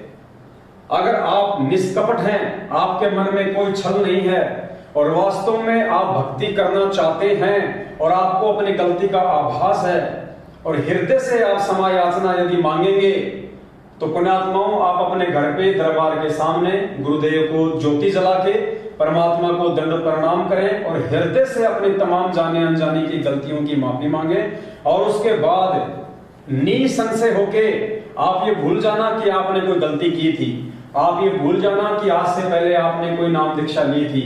आप ये सोच के कि आज उस परमात्मा ने मुझे भक्ति मार्ग पर फिर से नया जीवन दिया है, आज मेरा भक्ति मार्ग पे फिर से नया जन्म हुआ है और आज ही परमात्मा ने मेरे को ये मंत्र दिए हैं, आज ही मुझे नाम मिला है। अगर यदि आपको सतनाम प्राप्त है तो आप उसी प्रकार से आप अपने सतनाम का मर्यादा में रहकर जाप करें। अगर आपको प्रथम नाम मिला हुआ है तो आप मर्यादा में रहकर उसी प्रकार उस प्रथम नाम का आप जाप करें। आप अपने मन में ये विचार बिल्कुल भी ना लाएं कि आज से पहले मेरे से इतनी बड़ी गलती हुई थी, मैंने 4 साल परमात्मा की भक्ति छोड़ दी, बीच में मैंने 3 साल भक्ति छोड़ दी। आप उन तमाम बातों को दिलो दिमाग से निकाल दें, क्योंकि एक चीज आपको स्पष्ट रूप से समझ लेनी चाहिए पुण्यात्माओं, इस काल भगवान के लोक में और ये भक्ति करने की यदि किसी के दिल में दोबारा से इच्छा उत्पन्न हो रही है, यदि फिर से कोई आत्मा सतगुरु रामपाल जी भगवान से जुड़ के उनकी शरण में आके यदि ये भक्ति करनी चाहता है, तो पुण्यात्माओं जाहिर सी बात है वो परमात्मा ही आपको सत प्रेरणा करेगा। यानी सतगुरु रामपाल जी भगवान की जो यथार्थ भक्ति है उसकी प्रेरणा काल नहीं कर सकता। इस भक्ति की प्रेरणा आपको परमात्मा ही कर सकता है। और यदि फिर से आपके अंदर यह भक्ति करने की इच्छा जागृत हो रही है, तो पुण्यात्मा विचार कर लेना, परमात्मा का आपके ऊपर आशीर्वाद है। परमात्मा ने आपको क्षमा उन तमाम जाने अनजाने की गलतियों के लिए पहले ही कर दिया है। तभी तो परमात्मा ने आपके अंदर वो इच्छा उत्पन्न की, दोबारा से भक्ति की। आपके अंदर परमात्मा ने सत प्रेरणा की, क्योंकि काल भगवान तो इस भक्ति से आपको दूर ही करेगा। जैसा कि सतलोक आश्रम मैनेजमेंट हरियाणा को निमित्त बना के भक्तों से राजनीतियां करवा के, आरक्षणों में बैठा के, कुपात्रों को ज्योति पाठ और दान धर्म का पैसा दिलवा के, उस पैसे से जो साधन लिए जा रहे हैं वो साधन भक्तों के कर्म फोड़ रहे हैं। सात संगतियों के रुकवाने में वो गाड़ियां इनके काम आ रही हैं। आप लोगों से गैंगस्टरों की सीबीआई जांच के नाम पे पैसे दिए जा रहे हैं। आप लोगों को उन गैंगस्टरों की सीबीआई जांच के धरने में बैठाया जा रहा है। तो काल केवल आपको भक्ति से दूर कर सकता है। काल आपसे वो कुक्रम करवा सकता है जो कुक्रम करने से आपकी मर्यादा टूटे और आप सतगुरु रामपाल जी भगवान की भक्ति से दूर हो जाए।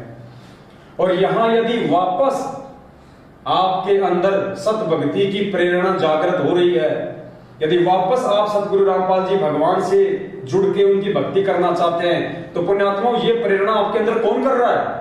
गुरुजी। और गुरुजी यदि आपके अंदर प्रेरणा कर रहे हैं तो गुरुजी पहले आपको क्षमा करेंगे, उसके बाद ही तो आपके अंदर प्रेरणा करेंगे। तो गुरुजी ने ही आपको वापस भक्ति करने के लिए खड़ा किया है। इसका मतलब परमात्मा ने आपका नाम पहले ही शुद्ध कर दिया है। ये आपको परमात्मा ने ये समझ लेना एक अंतिम और लास्ट मौका दिया है वापस इस भक्ति से जुड़ के अपने अच्छे कर्म बनाने के लिए, आने वाले विनाशकारी समय से अपना बचाव करने के लिए। तो आपके मन में फिर ये कति शंका नहीं होना चाहिए कि मैं कहां से नाम शुद्ध कराऊं, मैं क्या करूं। आपको किसी फर्जी नामदान केंद्र पे जाने की आवश्यकता नहीं है। आपका घर ही आपका नामदान केंद्र है। आपके दरबार में आपका भगवान बैठा है। आपके भगवान ने, आपके गुरुदेव भगवान ने आपको भक्ति करने की सत प्रेरणा वापस से की है। तो परमात्मा ने तो आपको उसी समय माफ कर दिया, आपका नाम गुरुजी ने शुद्ध कर दिया। अब आपको सिर्फ इतना करना है, अपने घर पे वापस उसी प्रकार से मालिक का जो है दरबार लगाओ। और परमात्मा का दरबार लगाने के बाद हृदय से अपने गुरुदेव से उनका विधान पूरा करते हुए, जब बेटे से गलती हो जाती है तो बेटा अपने बाप से कान पकड़ के गलतियां मांगता है, उठक बैठक निकालता है, मुर्गा बन जाता है अपने बाप के आगे। और सौ बार उनसे माफी मांगता है कि पिताजी, आज के बाद आपका ये बेटा, आपका दास दोबारा से गलती नहीं करेगा, मुझे माफ कर दो। और आज के बाद मैं आपको भक्ति के अनुसार आपने मुझे जो विधि बताई है, जो क्रिया बताई है, मुझे आपने जो 5 यज्ञ बताए हैं, मैं वो सारी भक्ति क्रिया नियम और मर्यादा में रह के मैं करूंगा। और परमात्मा, आप मेरे साथ रहना, आप मुझे सद्बुद्धि देना, आप मुझे साथ संगतियों से जोड़ देना, ताकि मेरे अंदर दोबारा से कुबुद्धि काल पैदा ही ना कर पाए। जब मुझे सत्संगति मिल जाएगी तो मेरे अंदर कुशांति पैदा ही नहीं होगी। मैं आपके भक्ति विरुद्ध कोई कर्म किसी के बहकाव में आके करूंगा ही नहीं। तो इस प्रकार से फिर आप गुरुदेव से हृदय से समायाचना मांग के वापस पुण्यात्माओं भक्ति मार्ग पे लग जाइए और साध संगति से जुड़ जाइए। इससे बढ़ के दूसरा नाम शुद्धिकरण का कोई तरीका नहीं हो सकता। यदि आप फर्जी नामदान केंद्रों पे जाके वापस नाम लेते हैं और सोचते हैं कि मेरा शुद्धिकरण हो गया, तो आप देख सकते हैं थोड़ी देर पहले आपको बताया गया है कि मध्य प्रदेश के धार जिले के नामदान सेवादार जो आप लोगों को नाम दिलवाया करते थे, जो आप लोगों के फार्म भरा करते थे, उन्होंने जो कुकर्म किए, आज देखिए उनके कुकर्मों की सजा। जैसे ही उसकी बैटरी डिस्चार्ज हुई, आज वो अकाल मौत प्राप्त हुआ है ट्रैक्टर और ट्रॉली के एक्सीडेंट में। तो सोचिए, वो लोग तो सबसे बड़े खंडित लोग हैं। आप जिन फर्जी नामदान केंद्रों पे जाके नाम शुद्ध करवाने की सोच रहे हैं, उन फर्जी नामदान केंद्रों पे बैठे हुए लोग तो सबसे ज्यादा खंडित लोग हैं। वो कहां से आपका नाम शुद्ध करवा देंगे? उनको ना तो नामदान केंद्र खोलने के आदेश गुरुजी की तरफ से, ना ही इन लोगों को नाम शुद्धिकरण करवाने के लिए परमात्मा जी ने नियुक्त किया है। और उल्टे इनके कुक्रम देखिए, अपनी ही गुरु बहनों के साथ 8-8 दिन तक नामदान केंद्र के ऊपर, जिसको आप भगवान का मंदिर मानते हैं, इतनी पवित्र जगह मानते हैं, उस जगह पे ये बलात्कार कर रहे हैं। और आज से 1.5 साल बाद इनकी अकाल मृत्यु हो रही है। तो पुण्यात्मा, आप किन नामदान केंद्रों पे जाके नाम शुद्धिकरण करवाने की सोच रहे हैं? जब तक ज्ञान आधार नहीं बनाएंगे, परमात्मा आपसे सैकड़ों कोस दूर रहेगा, सैकड़ों कोस। तो पुण्यात्मा, हमने विचार करना पड़ेगा इन सब बातों पे। और अब आपको एक परमात्मा का छोटा सा एक सत्संग सुनाते हैं, जिससे आपको दृढ़ विश्वास हो जाएगा कि वास्तव में वर्तमान में नाम शुद्धिकरण की इस विधि से बढ़ के और दूसरी विधि कोई नहीं है।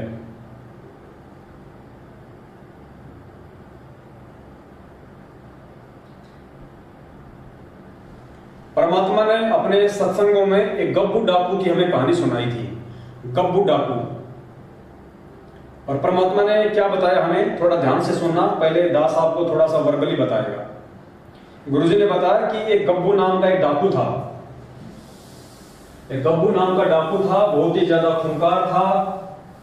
आसपास के लोग उससे भयभीत रहते थे, उसे डरा करते थे। पुलिस वाले भी उस गब्बू डाकू से डरा करते थे। गब्बू डाकू,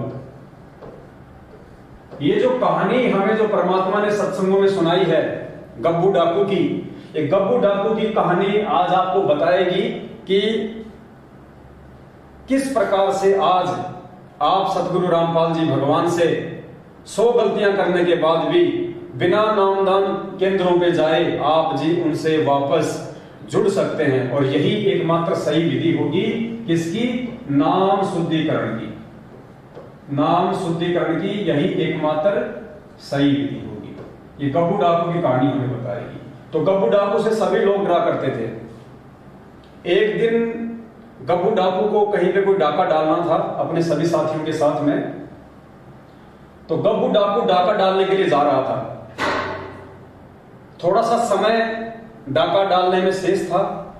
तो गब्बू डाकू ने सोचा, पास में ही कोई संत कोई सत्संग कर रहा था, कोई आश्रम था, वो वहां जाके अपना टाइम पास करने के लिए उस सत्संग में जाके बैठ गया। अब सत्संग में जाके बैठ गया तो परमात्मा की उस पर विशेष मेहर हुई। संत अपना ज्ञान जो है वहां पे अपने भक्तों को बता रहे थे, अच्छाई और बुराई के विषय में बता रहे थे। कौन से वो कर्म करने से हमारा जीवन सफल होता है, कौन से कुकर्म करने से मानव जीवन जो है वो बर्बाद होता है, और मानव जन्म हमें क्यों मिला है। ये इस प्रकार उल्टे कर्म करके बर्बाद करने के लिए नहीं है। मानव जन्म केवल साध संगत से जुड़ के, सच्ची संगति में जुड़ के परमात्मा की प्राप्ति के लिए मिला है। तो गब्बू डाकू के विचार चेंज हो गए और उसने सोचा कि भाई मैंने तो अपना जीवन ही बर्बाद कर डाला। और संगत के जाने के बाद गब्बू डाकू ने महाराज जी को आत्मसमर्पण कर दिया कि आज के बाद मैं आपका शिष्य, आप मेरे गुरु।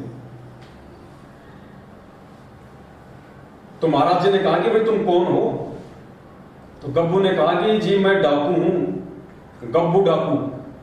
अब गब्बू डाकू का नाम सुनते ही गुरुजी ने बताया कि संत की भी सिट्टी पिट्टी गुम हो गई। वो भी डर गया कि यार ये किससे पाला पड़ गया, ये कौन आ गया सत्संग में।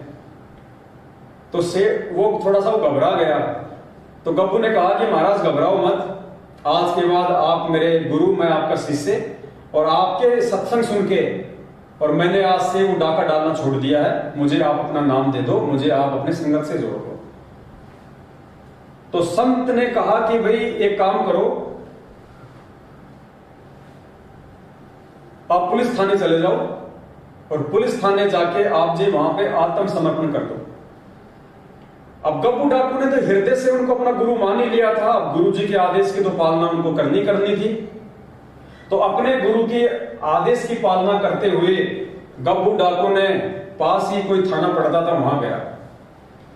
और उस थाने में जाते ही गब्बू डाकू को सामने देखते ही उसके साथ में हथियार थे, घोड़ा था, काली ड्रेस थी जैसी कि उनकी पोशाक हुआ करती थी पहले। उस गब्बू डाकू को देखते ही वो पुलिस वाले भी थर थर कांपने लग गए। गब्बू गब्बू गब्बू गब्बू बिल्कुल स्टेबल हो गए। अंदर थानेदार के पास गया तो थानेदार के पास गया तो कहा जी आप कौन? बोले जी मैं गब्बू डाकू। अब सामने गब्बू डाकू को देख के जिसके नाम की तूती बोलती थी, थानेदार भी हिल गया। बोला भाई क्यों आया? बोले भाई मैं आत्मसमर्पण करने के लिए आया हूं, मैं किसी को मारने नहीं आया, तुम डरो मत, घबराओ मत, मैंने आज से डाके डालने छोड़ दिए। तो थानेदार भी बेचारा डर गया। एसएचओ साहब, एसएचओ ने फोन मिलाया अपने ऊपर के अधिकारी को, तो बात पहुंच गई जो है राज्यपाल तक, राष्ट्रपति या जो राज्यपाल था उस तक बात पहुंच गई। तो गब्बू डाकू को छोटा मोटा आदमी तो था नहीं, इतना बड़ा डाकू था जिसको इतनी पुलिस मिलके भी जिसको नहीं पकड़ पा रही थी। तो राष्ट्रपति वहां पे आ गया उस थाने में और गब्बू डाकू से आपस में उनकी बातचीत हुई। अपने आत्मा अब विचार करना आगे जो बात हुई, आगे जवाब गुरुदेव का जवाब ये वीडियो सुनेंगे। तो गब्बू डाकू ने कहा जी मैंने तो एक संत के प्रवचन सुने और मुझे तो मालूम पड़ गया कि मानव जीवन की सार्थकता किसमें है और निरर्थकता किसमें है, और जी मैं अपने आप को सरेंडर करने आया हूं, जो सजा आप मुझे दोगे मुझे मंजूर है। तो राष्ट्रपति जो था वो समझदार व्यक्ति था। गुरुजी ने बताया कि राष्ट्रपति जो था वो समझदार व्यक्ति था। राष्ट्रपति ने कहा कि भाई हम आपको अरेस्ट नहीं करेंगे, हम आपको जेल में नहीं डालेंगे, हम आपके ऊपर मुकदमा नहीं चलाएंगे। तो गब्बू डाकू और ज्यादा टेंशन में आ गया। अगर इन्होंने मुझे जेल में नहीं डाला, इन्होंने अगर मुझे मेरे ऊपर मुकदमा नहीं चलाया तो इसका मतलब इन्होंने तो मुझे माफ ही नहीं किया। और मेरे गुरुजी ने कहा कि तू थाने में जाके समर्पण कर दे। बोला जी आप मुझे क्यों नहीं डाल रहे जेल में, बात क्या है? मैंने इतने लोग मार रखे हैं, मैंने इतने चोरियां कर रखी हैं, मैंने इतने डाके डाल रखे हैं, मैं इतना खुकार आदमी हूं। पहले तो तुम मुझे पकड़ने का प्रयास करते थे, मैं तुम्हारे हाथ नहीं आ रहा था, आज मैं खुद थाने में आ गया तो आप लोग मुझे छोड़ रहे हो। तो राष्ट्रपति ने जो बात कही थी पुण्यात्मा, वो आप सभी भाई बहनों पे लागू होगी। जो भाई बहन बरवाला कांड 2014 के बाद से सतगुरु रामपाल जी भगवान की भक्ति को किन्हीं कारणों से छोड़ चुके हैं, वापस उनको किस प्रकार से भक्ति पे लगना है, ये गब्बू डाकू का आगे का जो प्रकरण है ये आपको समझ आएगा 2 लाइनों में। तो राष्ट्रपति ने कहा कि भाई देखो, हम लोगों को जेल में इसलिए डालते हैं, हम लोगों को उसके कुकर्मों की सजा इसलिए देते हैं ताकि वो सुधर जाए, ताकि वो आगे कोई गलती ना करे, समाज में किसी अप्रिय घटना को वो जन्म ना दे, समाज के लोगों को परेशान ना करे, माता बहनों को परेशान ना करे, लोगों की संपत्ति ना लूटे। इसलिए हम डाकुओं को सजा देते हैं, हम डाकुओं को पकड़ते हैं, उनके ऊपर मुकदमे चलाते हैं, ताकि वो जेल में जाके उसको अपनी गलती का एहसास हो, वो अपने उन तमाम कुकर्मों को छोड़ दे, ये सोच के कि भैया जेल में जाने के बाद में ना तो परिवार से मिलना होता है, ना अपने समाज से मिलना होता है, और वहां पे घोर यातनाएं दी जाती हैं। तो इन सब बातों से परिचित होके 2, 4, 5, 10 साल की सजा काट के वो आदमी वापस उन कुकर्मों से तौबा कर ले और समाज में एक सभ्य नागरिक की भूमिका निभाए।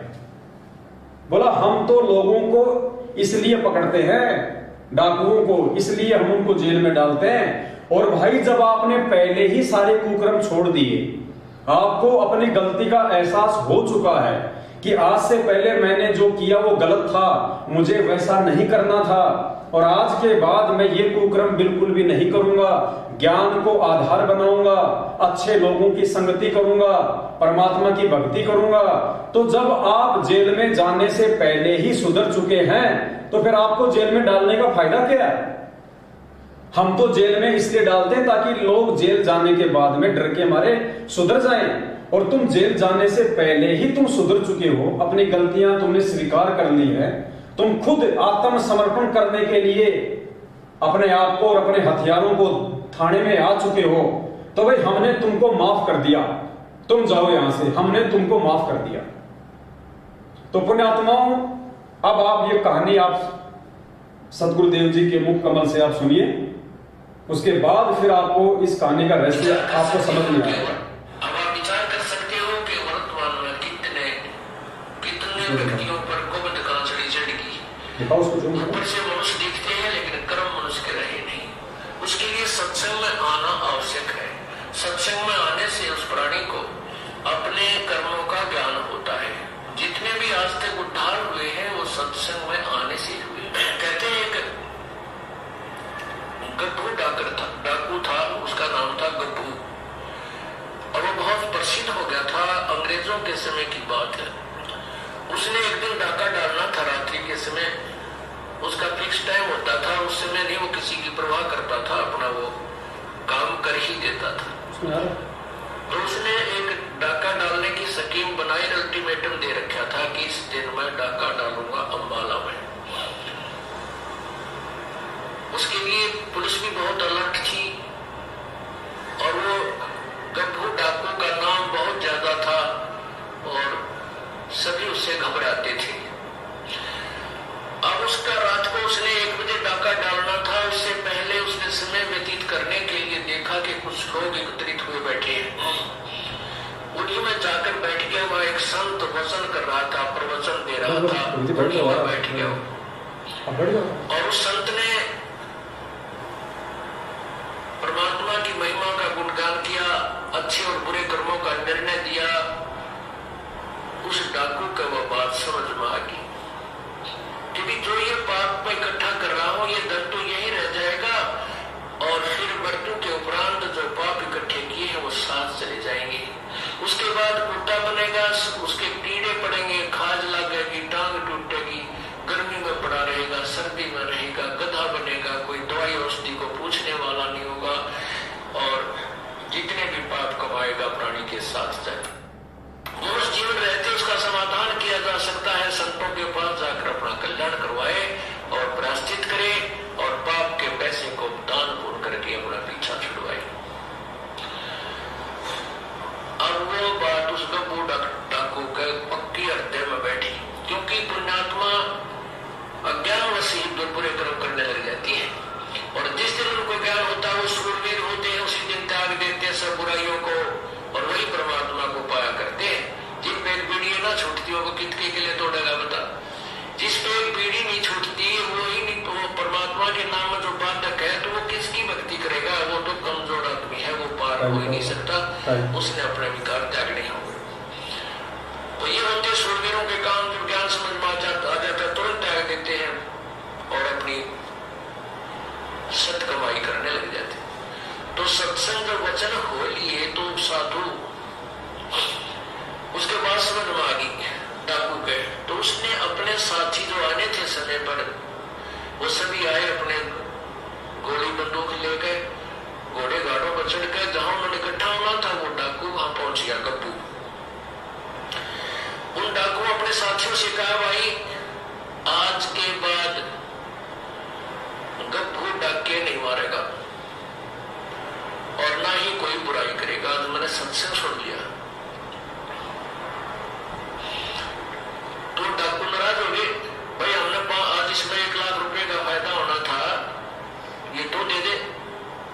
तो वो कहने लगा ठीक है भाई, मैं और तुम्हें आज 1 लाख रुपए का जो आगे तुम्हें हो रही है वो जो मेरी पूंजी है उसमें से दे दो, और बाकी मैं अपने दान पुण्य करूंगा, पीछा छुटवाऊंगा। डाकू वापस चले गए। वो सरदार था, उनका मुखिया था। तो उसने सोचा चल साधु के पास जाता हूं जो सत्संग कर रहा था, धर्मशाला में रुका हुआ था। वो गब्बू डाकू उस संत के पास गया और वहां ग्वाड़ खड़खड़ाया। रात को इस संत को जगाया, कहा प्रभु जी मैंने आपका सत्संग छोड़ा है, मैं आपके चरणों में उपदेश लेना चाहता हूं। संत ने पूछा भाई कौन है, इसी रात में की इमरजेंसी होगी तेरी, दिन में भी ले सकता था नाम तो सुबह भी आ सकता था, रात ना आने का क्या मतलब है तेरा, तू कहानी बता। तो वो कहने लगा महाराज जी मैं एक बहुत भयंकर डाकू हूँ, मेरा नाम गब्बू है, मैंने रात में आपका सत्संग सुना और आपके सत्संग सुनकर मैं अपनी दिशा बदलना चाहता हूँ। अब गब्बू नाम सुनते उस संत के भी पिंडी का पल्लाटी कड़ा गया कसाई, सुबह सुबह यूं मनवाने तेरी झाड़ा लेना है और तेरा ही, तो वो भी डर गया। संत बोला भाई एक काम करे बेटा, नाम तो दिखकर तुझे उपदेश तो दे दूंगा, पर भाई तू थाने में जाकर समर्पण कर दे। कहते यहाँ पर पुलिस वाले मेरी भी घीस बंद दे रहे और यहाँ आ जाए मुझे भी तंग करे बेटा। अब साधु की बात का उसके बेसर हो गया, चल ठीक है थाने में चला जाता हूँ। तो गब्बू डाकू थाने में चला गया। और थाने में थानेदार बैठा, आगे पुलिस वाला खड़ा, वो संतरी खड़ा था थाने का आगे। वो बोले भाई कौन है, किजा है, अंदर नहीं जाना, खड़ा हो गया बाहर। तो बोला भाई मैं गब्बू डाकू हूँ और तेरे थानेदार से मिलने आया हूँ। अब गब्बू डाकू नाम सुनते 2 कदम पर खड़ा, उस संतरी की हाथ का पर ला गया, बंदूक भी हाथ से छूट गई और बंदूक उसने ठा ली कि तेरे को मारना दे बात। और बंदूक दौड़ी गाड़ी का निगाह पेटी एक लो लगो दी, उससे दूर सामने थानेदार बैठा था कमरे में। तो वो भीतर अंदर गया तो बोला कौन तू कैसे आ गया, न बोला जी मैं हूँ गब्बू डाकू। अब गब्बू डाकू कर दो थानेदार का गब्बू डाकू डोक रहे, कुकर आ गया, उसके पीछे आ गई, कसाई छाती पा गए, मारेगा भाई। तो कहने लगा जी वो थानेदार नहीं बोल पाया, कति घबरा गया, पसीने आ गए। उसने सोचा है भी वो कुर्सी पर उठाकर उस थानेदार के चौकी से कुर्सी पकड़कर बाहर आंगन में बैठ गया ताकि वो अपनी एकांत में सलाह मशवरा कर लेगा अपने बड़े अफसर थे, मेरे से डरता भी कुछ नहीं कर पा रहा है। तो जब उसने देखा तो शांत होकर बैठ गया गब्बू डाकू, तो थानेदार की मस्सी पड़ गई। तो उसने वायरलेस वगैरह मिला, मनोका गवर्नर तक बात पहुंच गई और कहते हैं चारों तरफ से पुलिस आ गई, गवर्नर भी आ गया। अब वो इतना बड़ा डाकू थाने में आया बैठा है और वो उसने साथ ये भी कह दिया कि मैं आज किसी ने मारन मोरन नहीं आया, मुझे अरेस्ट कर लो, मैं अरेस्ट होने आया हूँ अपने पापों का प्रायश्चित करने। अब तो ये सारी कहानी गवर्नर तक पहुंच गई 1 सेकंड में, मिनटों में। तो गवर्नर भी आ गया। अब सामने वो कुर्सी पर बैठा गवर्नर खड़ा है। गवर्नर पूछ रहा भाई कैसे, क्या बात है। गब्बू दूर से खड़ा कह रहा है तू क्या चाहता है। कहने लगा मेरी बात सुन लो, मैं क्या चाहता हूँ। मैंने रात ने एक सत्संग सुन लिया एक महात्मा का, और मैं आया था डाके डालना, ये थारी फौज तो ना डरता मैं आया था डाका डालने। मैंने वो संत के विचार सुन लिए और मेरे हृदय में गलानी होगी अपने कुकर्मों से, और मैं उसका प्रायश्चित कराने के लिए संत के पास गया था। अब संत ने ये कहा कि तू थाने में जाकर समर्पण कर दे, अपने पापों का प्रायश्चित कर ले। और तो मैं ये आया हूं कि मुझे अरेस्ट कर लो, कि जहां भी तुमने फांसी तोड़ना तोड़ दो। वो गवर्नर बड़े बुद्धिमान हुआ करते थे। वो कहने लगे बेटा हम जेल में तो इसलिए डालते हैं कि बुराई छोड़ दे, आगे पाप ना करे। और तूने पहले समर्पण कर दिया, तो आज हृदय में तेरे जगह नहीं इस बात की, जब हम तुझे बरी करते हैं। हम तुझे नहीं मारेंगे, न कैद में डालेंगे। अब गप्पू ने सोचा ये अच्छी बात बिगड़ी भाई, ये मैंने कैद में नहीं डालते, मेरे पाप कटे को नहीं। नु बोला तुम मेरी बात मान जाओ, मुझे सजा दे दो। नु बोला भाई नहीं, हम सजा नहीं देते, आप जाओ टिकता है। देख लो साधु हो गया, कभी भी किसी का नुकसान कर नहीं सकता। तो फिर संत के पास आया। संत ने सोचा ये फिर आ गया भाई, ये तो मेरा और काम जो बड़ा तो ना खराब करेगा। कहने का बेटा क्या बात हुई, थाने में नहीं गया।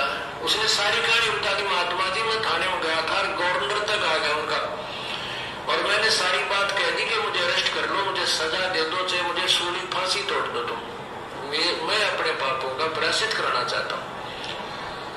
तो उन्होंने मुझे कह दिया बेटा जा तू, अब तुझे कोई सजा नहीं देंगे, तो सजा इसलिए देते हो सुधर जाए, और तो कोई सुधर गया, हम क्या सजा देंगे तुझे, तो वैसे संत बन गया। जब वो साधु की हिम्मत छिपड़ी का, अच्छा बेटा ले नाम ले लेते। तो कहने का भाव ये है पुण्यात्माओं, सत्संग आने से पुण्यात्माओं के शिखर अमल हो जाता है, प्रभाव पड़ जाता है। क्या बताते हैं,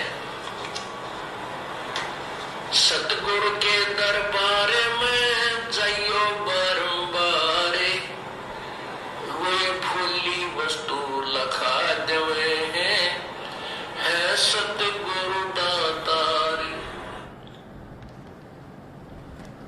तो पुण्यात्माओं, यहाँ पे परमपिता परमात्मा सतगुरु रामपाल जी भगवान ने हमें अपने सत्संगों में जो ये गप्पू डाकू वाली जो कहानी सुनाई है, ये कहानी आज हमारे काम आएगी, और विशेषकर उन सभी परमात्मा की प्यारी आत्माओं के काम आएगी जो परमात्मा की प्यारी आत्माएं 2014 बरवाला कांड में सतलोक आश्रम मैनेजमेंट हरियाणा के कुकर्मों को देखकर, उनकी मनमानी काल प्रेरित हरकतों को देखकर सतगुरु रामपाल जी भगवान में दोष निकालकर भक्ति मार्ग से दूर हो चुकी थी, और आज जिनके अंदर वापस भक्ति करने की प्रेरणा उठ रही है, उन आत्माओं को यह सत्संग आप समझ में आ गया होगा। गवर्नर ने क्या कहा कि हम जेल में इसलिए डालते हैं ताकि तुम बुराइयां ना करो, और तुमने पहले ही बुराइयां त्याग दी, तुम अपने पापों से प्रायश्चित कर लिया, तो तुम्हें जेल में डालने का क्या फायदा है, जाओ हम तुम्हें बरी करते हैं। ठीक इसी प्रकार पुण्यात्माओं, जब आपने अपनी गलती का जो 2014 बरवाला कांड के बाद में आपने सतलोक आश्रम मैनेजमेंट हरियाणा के कुकर्मों से प्रेरित होके मन में दोष पाल लिया था गुरुजी के प्रति, गुरुजी की भक्ति के प्रति, आपने भक्ति छोड़ दी थी, आज जब आपको खुद ही अपनी गलतियों का पश्चाताप हो चुका है, आप उन सब बातों का, वो आपने जो 3, 4, 5, 6 साल का समय आपने जो बर्बाद कर दिया उन काल प्रेरित लोगों के चक्कर में आके, उनके कुकर्मों के आधार से, जब आज आपको उन गलतियों की आपको आज उन गलतियों के कारण आज आपको पछतावा हो रहा है, आपको प्रायश्चित हो रहा है, तो पुण्यात्माओं परमात्मा ने आपको माफ किया, क्योंकि मालिक अंतर्यामी है। परमात्मा ने देख लिया कि ये आत्मा अब वापस भक्ति करना चाहती है, इस आत्मा को अपनी उन गलतियों की ग्लानि हो रही है, इसको अपने कुकर्मों का प्रायश्चित हो रहा है, इसको सही और गलत की पहचान हो गई है कि मैं क्यों भक्ति मार्ग से दूर हुआ था, किन लोगों के कारण मैं भक्ति मार्ग से दूर हुआ था। तो परमात्मा ने आपके उन अंदर के भावों को देखकर, उस अंतर्यामी परमात्मा ने आपको उसी समय माफ कर दिया, और आपके अंदर परमात्मा ने एक सत प्रेरणा जागृत कर दी कि मैं वापस भक्ति शुरू करूं, मैं वापस परमात्मा का दरबार लगाऊं, मैं वापस इस परमेश्वर से मैं जुड़ूं। अब काल आपको फिर से ना फांस ले, क्योंकि काल आपको वापस फांसेगा कब, जब आप उन्हीं फर्जी नामदान केंद्रों पे जाओगे नाम शुद्ध करवाने के लिए, क्योंकि वो फर्जी नामदान के अंदर वही लोग खोल के बैठे हैं जिन लोगों ने आपको बरसों पहले उल्टे काम करके परमात्मा की भक्ति से दूर किया था। तो आप उन काल प्रेरित लोगों के झांसे में वापस ना आ जाओ, आप उन्हीं मनवश लोगों के पास वापस ना चले जाओ। इसलिए परमात्मा ने पहले ही वीडियो बना के आप सभी भाई बहनों तक भिजवा दिए, सात संगतियों के प्रोग्राम आप सभी भाई बहनों को दिखवा दिए, ताकि आप नीर खीर का निवारा कर दे, सत्य से परिचित हो जाए। तो पुण्यात्माओं, आपको परमात्मा ने, जैसे उस गवर्नर ने गप्पू डाकू के भाव देखकर, उसकी आत्म गलानी को देखकर, उसके कुकर्मों से पश्चाताप को देखकर उसको माफ कर दिया, उसको सजा नहीं दी। ठीक इसी प्रकार पुण्यात्माओं, आज वर्तमान में गुरुदेव के हिसार जेल में रहते सहते बाहर आज जो आपकी भक्ति करने की जो इच्छा जागृत हो रही है, उस आधार से परमात्मा ने आपको उसी समय माफ कर दिया। अब सिर्फ और सिर्फ आपको अपने घर पे परमात्मा का दरबार लगा के और आपने ठीक इसी प्रकार अपने वापस भक्ति शुरू करनी है, जो भक्ति आपने शुरुआत में सतगुरु रामपाल जी भगवान से नाम दीक्षा लेके शुरू की थी। और अब आपने विशेष तौर पे ध्यान रखना है, आपको एक हिदायत है परमात्मा की तरफ से, ये आपको एक अंतिम मौका है, आपको एक लास्ट चांस दिया है परमात्मा ने इतने वर्षों के बाद। कहते ना कि एक बॉल पे 2 छक्के और जीवन में 2 मौके हर किसी को नहीं मिलते, किसी भाग्यशाली को ही मिलते हैं। तो ये जीवन में दूसरा मौका, जो आप परमात्मा से दूर हो चुके थे, ये दूसरा मौका आपको उस परमेश्वर ने दिया है और आप तीसरे मौके की उम्मीद ना करना। इसलिए आप जी हृदय से परमात्मा से समायाचना मांग के अपने घर से और वापस परमात्मा की उसी प्रकार से अपनी आराधना शुरू करें, अपनी भक्ति शुरू करें। आप एक साफ शुद्ध पानी की बोतल भर लें, उस बोतल को आप परमात्मा के दरबार में रखें। मार्केट से थोड़ा सा मिश्री का या मखाने का जो है आप जी पाव 100 ग्राम आधा किलो जो है प्रसाद ले आए, उसको भी आप अपने घर में अपने दरबार पे रखें और परमपिता परमात्मा सतगुरु रामपाल जी भगवान से ये अरदास करें, ये विनती करें कि हे परमपिता परमात्मा, आप पूर्ण परमेश्वर हैं, आप अंतर्यामी हैं। परमात्मा आपकी मेहर से, आपकी कृपा दृष्टि से दास ने फिर से भक्ति शुरू की है। परमात्मा अपना आशीर्वाद आप जी अपने दास पे बनाए रखना, आगे से दास ऐसी कोई गलती ना करे। परमात्मा इसके लिए दास को सद्बुद्धि दे, दास को साथ संगति से जोड़ के रखें, अपने सत्सेवक भाई बहनों के संपर्क में रखें, दास को अच्छे कर्म करने के लिए आप जी परमेश्वर प्रेरित करें। और हे परमात्मा, ये जो जल है साधारण सा, परमात्मा आप अपनी वचन शक्ति से आप इसको परमेश्वर जो है अपने चरणामृत में तब्दील करें। आज के बाद परमात्मा यही मेरे लिए आपका असली चरणामृत है और ये जो प्रसाद है परमेश्वर, आप इसमें भी अपनी सर्व शक्ति को प्रवेश करें और आप परमेश्वर की तीनों समय की आरती करें। परमात्मा ने जो मंत्र आपको दिए हैं, जो विधि परमात्मा ने बताई है, जो नियम है, उस आधार से आप अपना भक्ति साधना कीजिएगा। अपना नेक नीति ईमानदारी से आप अपना जो भी अपना रोजी रोटी के लिए काम धंधा करते हैं, अपना काम धंधा कीजिएगा। जब भी आपको समय मिले तो आप जी साथ संगति में जरूर आए, अपने भाई बहनों के साथ मिलकर सतगुरु रामपाल जी भगवान को भोग लगाएं। आप जी परमात्मा को प्रसन्न करें, परमात्मा को ये विश्वास दिलाएं कि आप एक अच्छे और नेक भगत बन चुके हैं, आप साथ संगति से जुड़ चुके हैं। आगे आप कभी किसी भी मानवस काल प्रेरित लोगों के बहकाव में आके अपने गुरुदेव को दुखी नहीं करेंगे, गुरुदेव को नाराज नहीं करेंगे। तो ये जो शंका थी, ये उन तमाम भगत भाई बहनों की थी जो 2014 बरवाला कांड के बाद में भक्ति छोड़ चुके थे।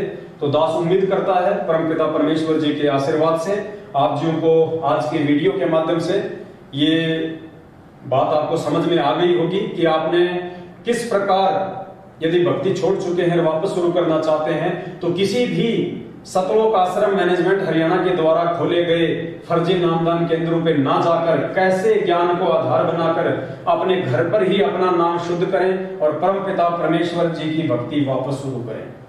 इसके अलावा पुण्यात्माओं दूसरा कोई तरीका दुनिया में नाम शुद्धिकरण का नहीं है। या तो आपको हिसार जेल में जाना पड़ेगा, गुरुदेव से वहीं जाके माफी मांगनी पड़ेगी, फिर परमेश्वर जो दिशा निर्देश दे उस अनुसार आप अपनी भक्ति करें।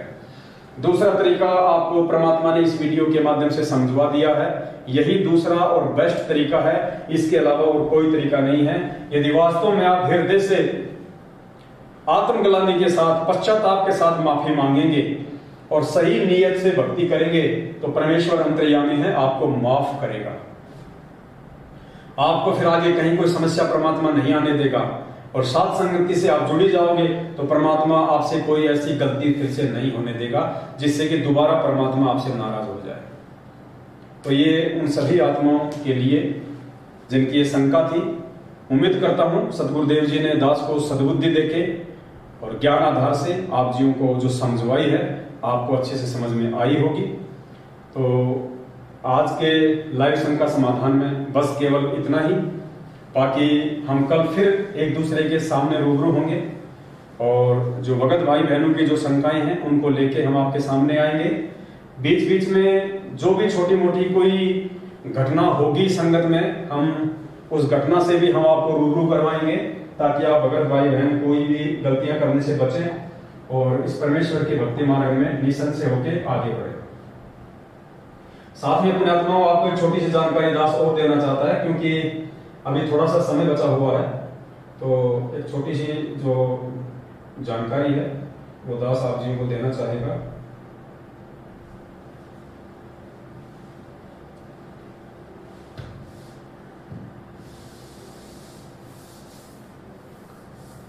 ये पुण्यात्माओं अभी 4-5 दिन पहले की बात है, ज्यादा दिन नहीं हुए हैं इस घटना को। आप जो ये वीडियो देख रहे हैं स्क्रीन के सामने, एक वीडियो है जो आप जी के सामने है।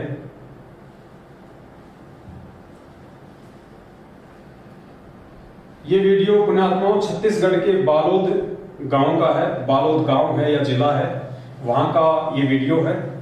वहां की न्यूज में ये न्यूज आई है।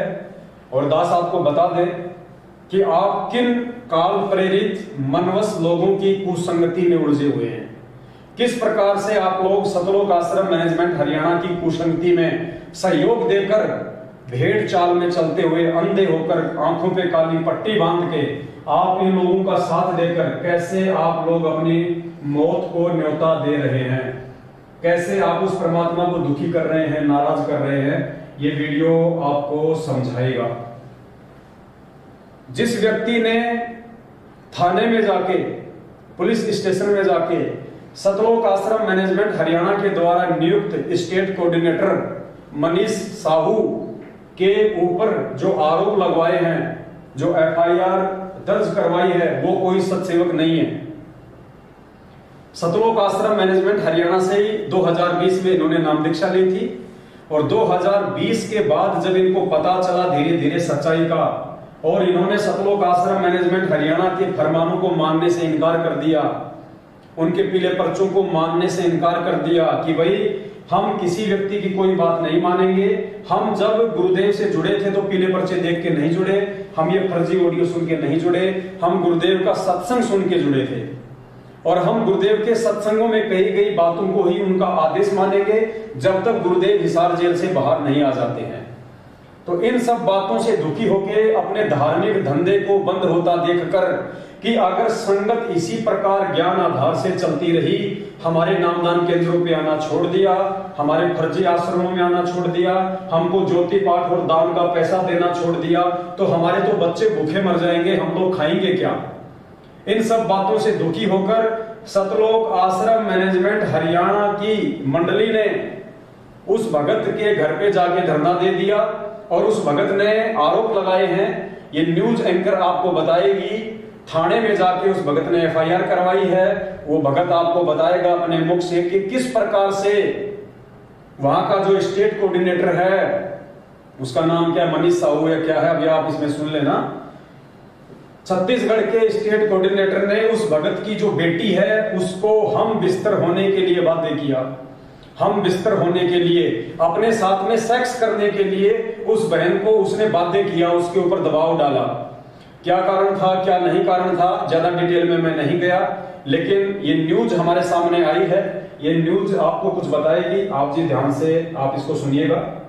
छत्तीसगढ़ के बालोद जिला में पीड़ित प्रार्थी ने बताया कि सदगुरु रामपाल महाराज जी के नाम पर प्रशासन के मापदंडों को ठेका दिखाते हुए कुछ लोग अवैध रूप से नामदान केंद्र में दीक्षा लिए पुण्य आत्मा को प्रताड़ित कर रहे हैं। परिवारवाद चलाते हुए आश्रम में पाठ, प्रकाश, ज्योति, आरती और दान के पैसों पर कब्जा बनाए हुए हैं। जबकि संत रामपाल महाराज जी का उद्देश्य है कि भारतीय संविधान के आधार पर ही नामदान केंद्र का संचालन किया जाए, परंतु उनकी बातों की धज्जियां उड़ाते हुए नामदान केंद्र में जमा हुई राशि और ट्रस्ट संबंधित किसी भी प्रकार के दस्तावेज छत्तीसगढ़ शासन को उपलब्ध नहीं कराया गया है।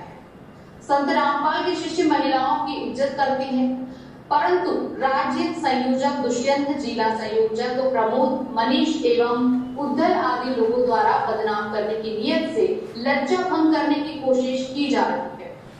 कारण मात्र इतना है कि ब्लॉक सेवादार मनीष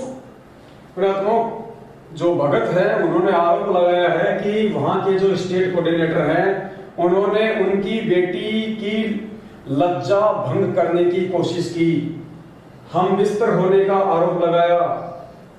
इन्हीं के लोग हैं ये, कोई सत्सेवक नहीं है, इन्हीं मैनेजमेंट के लोग हैं जो मैनेजमेंट के कुकर्मों से दुखी होके पुलिस स्टेशन में जाके इनके स्टेट कोऑर्डिनेटर के खिलाफ एफआईआर दर्ज करवा रहे हैं। आगे सुनिए। साहू द्वारा लड़की को हमबिस्तर होने के लिए कहा, बात कही गई थी, बात नहीं मान। दोबारा सुनिए। प्रमोद, मनीष एवं उद्धर आदि लोगों द्वारा बदनाम करने की नियत से लज्जा भंग करने की कोशिश की जा रही है। कारण मात्र इतना है कि ब्लॉक सेवादार मनीष साहू द्वारा लड़की को हमबिस्तर होने के लिए कहा, बात कही गई थी, बात नहीं मानने पर भागी परमेश्वर के इशारे में मीटिंग कर इन्हें बदनाम करते हुए सभी के बीच इनके माँ बाप को बेइज्जत करते हुए अनगर्ल बातें कही गई, जिनकी रिपोर्ट दर्ज बारूद कोतवाली में कराई गई। ये भगत जी हैं जो उस लड़की के पिता हैं। इनकी लड़की को छत्तीसगढ़ के स्टेट कोऑर्डिनेटर ने हम बिस्तर होने के लिए बाध्य किया। तो ये उस लड़की के पिता हैं, ये भी एक भगत है। अब ये वहां पुलिस थाने के सामने मीडिया को क्या कह रहे हैं, क्या रिपोर्ट दे रहे हैं। इनके माँ बाप को बेइज्जत करते हुए अनगर्ल बातें कही गई, जिनकी रिपोर्ट दर्ज बारूद कोतवाली में कराई गई। ये तो पहला ऐसा कदम होगा जब कोई पीड़िता ने हमारे जो जिला, प्रदेश और ब्लॉक और अन्य जो प्रमुख कार्यकर्ता हैं उनके खिलाफ में इनके जो कर्म हैं इनको प्रकाश में लाने के लिए हिम्मत जुटाई है आगे थाने में रिपोर्ट करने के लिए। ये तो बहुत अच्छी बात है। और मेरे ख्याल से तो काफ़ी जो संगत है हमारी वो बहुत ज़्यादा परेशान है, उनको बहुत पीड़ित लोग हैं। और यहाँ तक कि इन लोग जो है अपना जासूस लगाए हुए हैं कि इनके खाने पीने, रहने पहने हर एक स्वतंत्रता पर इन लोगों ने नज़र रखा हुआ है। और जो भी व्यक्ति इनके खिलाफ ऐसा लगता है कि कुछ प्रकाश डाल देगा या बोल देगा और उनको ये लोग मिशन से बाहर करने के लिए एक पीला पेज बनाया हुआ है। ये संत रामपाल जी महाराज जी से जुड़े हुए लोगों की बात है। और मैं भी करीब 8 साल से जुड़ा हुआ हूँ संत रामपाल जी महाराज जी से। और 2-3 साल पहले तक ऐसा इस तरीके की कठिनाइयों का सामना जो है आम भगत को झेलना नहीं पड़ता था। अभी इन लोगों ने अपना एक बूथ बनाया हुआ है, वो भी जो चयनित किए गए हैं ब्लॉक सेवादार, जिला सेवादार या कोई स्टेट सेवादार, वो आम संगत के थ्रू बनाया नहीं गया है। ये कहीं ऊपर से लोग बन के आता है और ये लोग ऊपर से ही किसी चीज का पालन करते हैं या संगत से बनाए हुए जो लोग रहते हैं जिनको आम संगत बनाना चाहती है कि इनको हम अपने लिए जिला सेवादार दुनिया का, तो उन लोगों का यहाँ पे कोई चलने नहीं दे रहा है। तो पुण्यात्माओं, इस प्रकार से उस लड़की के पिता ने आरोप लगाए हैं। आप सबके सामने वीडियो है, लड़की का पिता है, थाने के सामने से मीडिया को इंटरव्यू दे रहा है, एफआईआर करवाई है और स्पष्ट कह रहा है कि पूरी संगत छत्तीसगढ़ की महादुखी है इन लोगों से।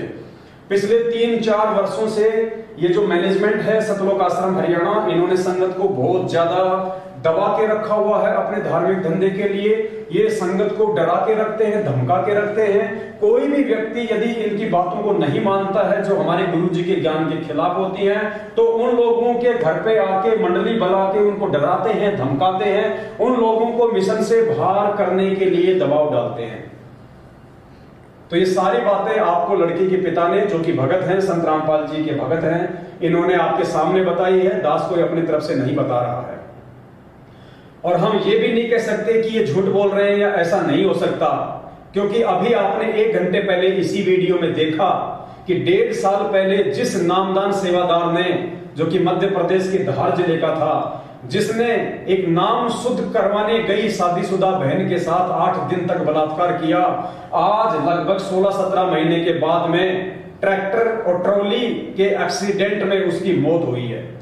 आज उसकी अकाल मौत हुई है जिसने जो कुकर्म किया था। तो इन सेवादारों के लिए, इन ब्लॉक सेवादारों के लिए, इन कोऑर्डिनेटरों के लिए ऐसी कोई बड़ी बात नहीं है। ये संगत को केवल भेड़ बकरियां समझते हैं, संगत को मक्खी मच्छर समझते हैं, संगत को केवल अपने धार्मिक धंधे का एक सीढ़ी समझते हैं।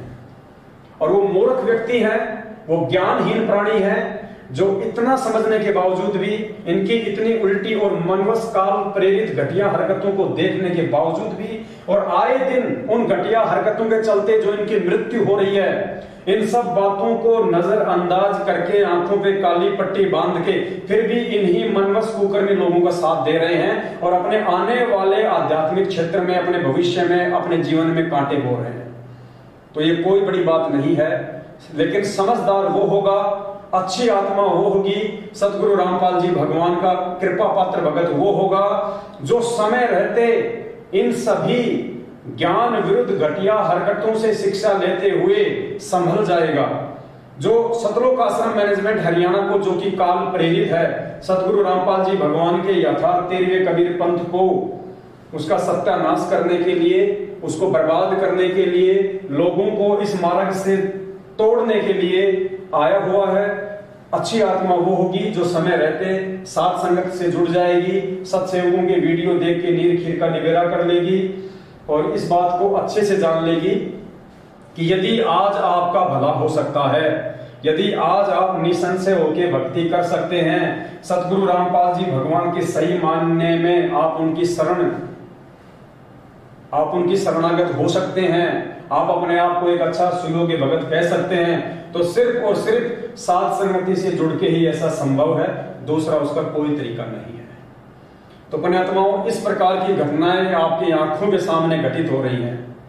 खुद जो पीड़ित परिवार है, जो भगत है, आपके स्टेट कोऑर्डिनेटर के खिलाफ, आपके जिला कोऑर्डिनेटर के खिलाफ, आपके ब्लॉक सेवादारों के खिलाफ सरेआम थानों में जाके दुखी होके, तंग होके जो शिकायतें दर्ज करवा रहे हैं, और उसके बावजूद आप अपनी आंखों से ऐसी मनवस घटिया हरकतों को देखकर भी यदि आंख नहीं खोलते, नहीं जागते हैं, तो पुण्यात्माओं, आने वाले समय में महाभारत के भीष्म, कर्ण और द्रोणाचार्य की तरह वो हाल उन सभी भगत भाई बहनों का होगा जो आज सारी घटनाओं को अपनी आंखों से देखते हुए भी अपनी आंख बंद करके बैठे हुए हैं कबूतर की तरह।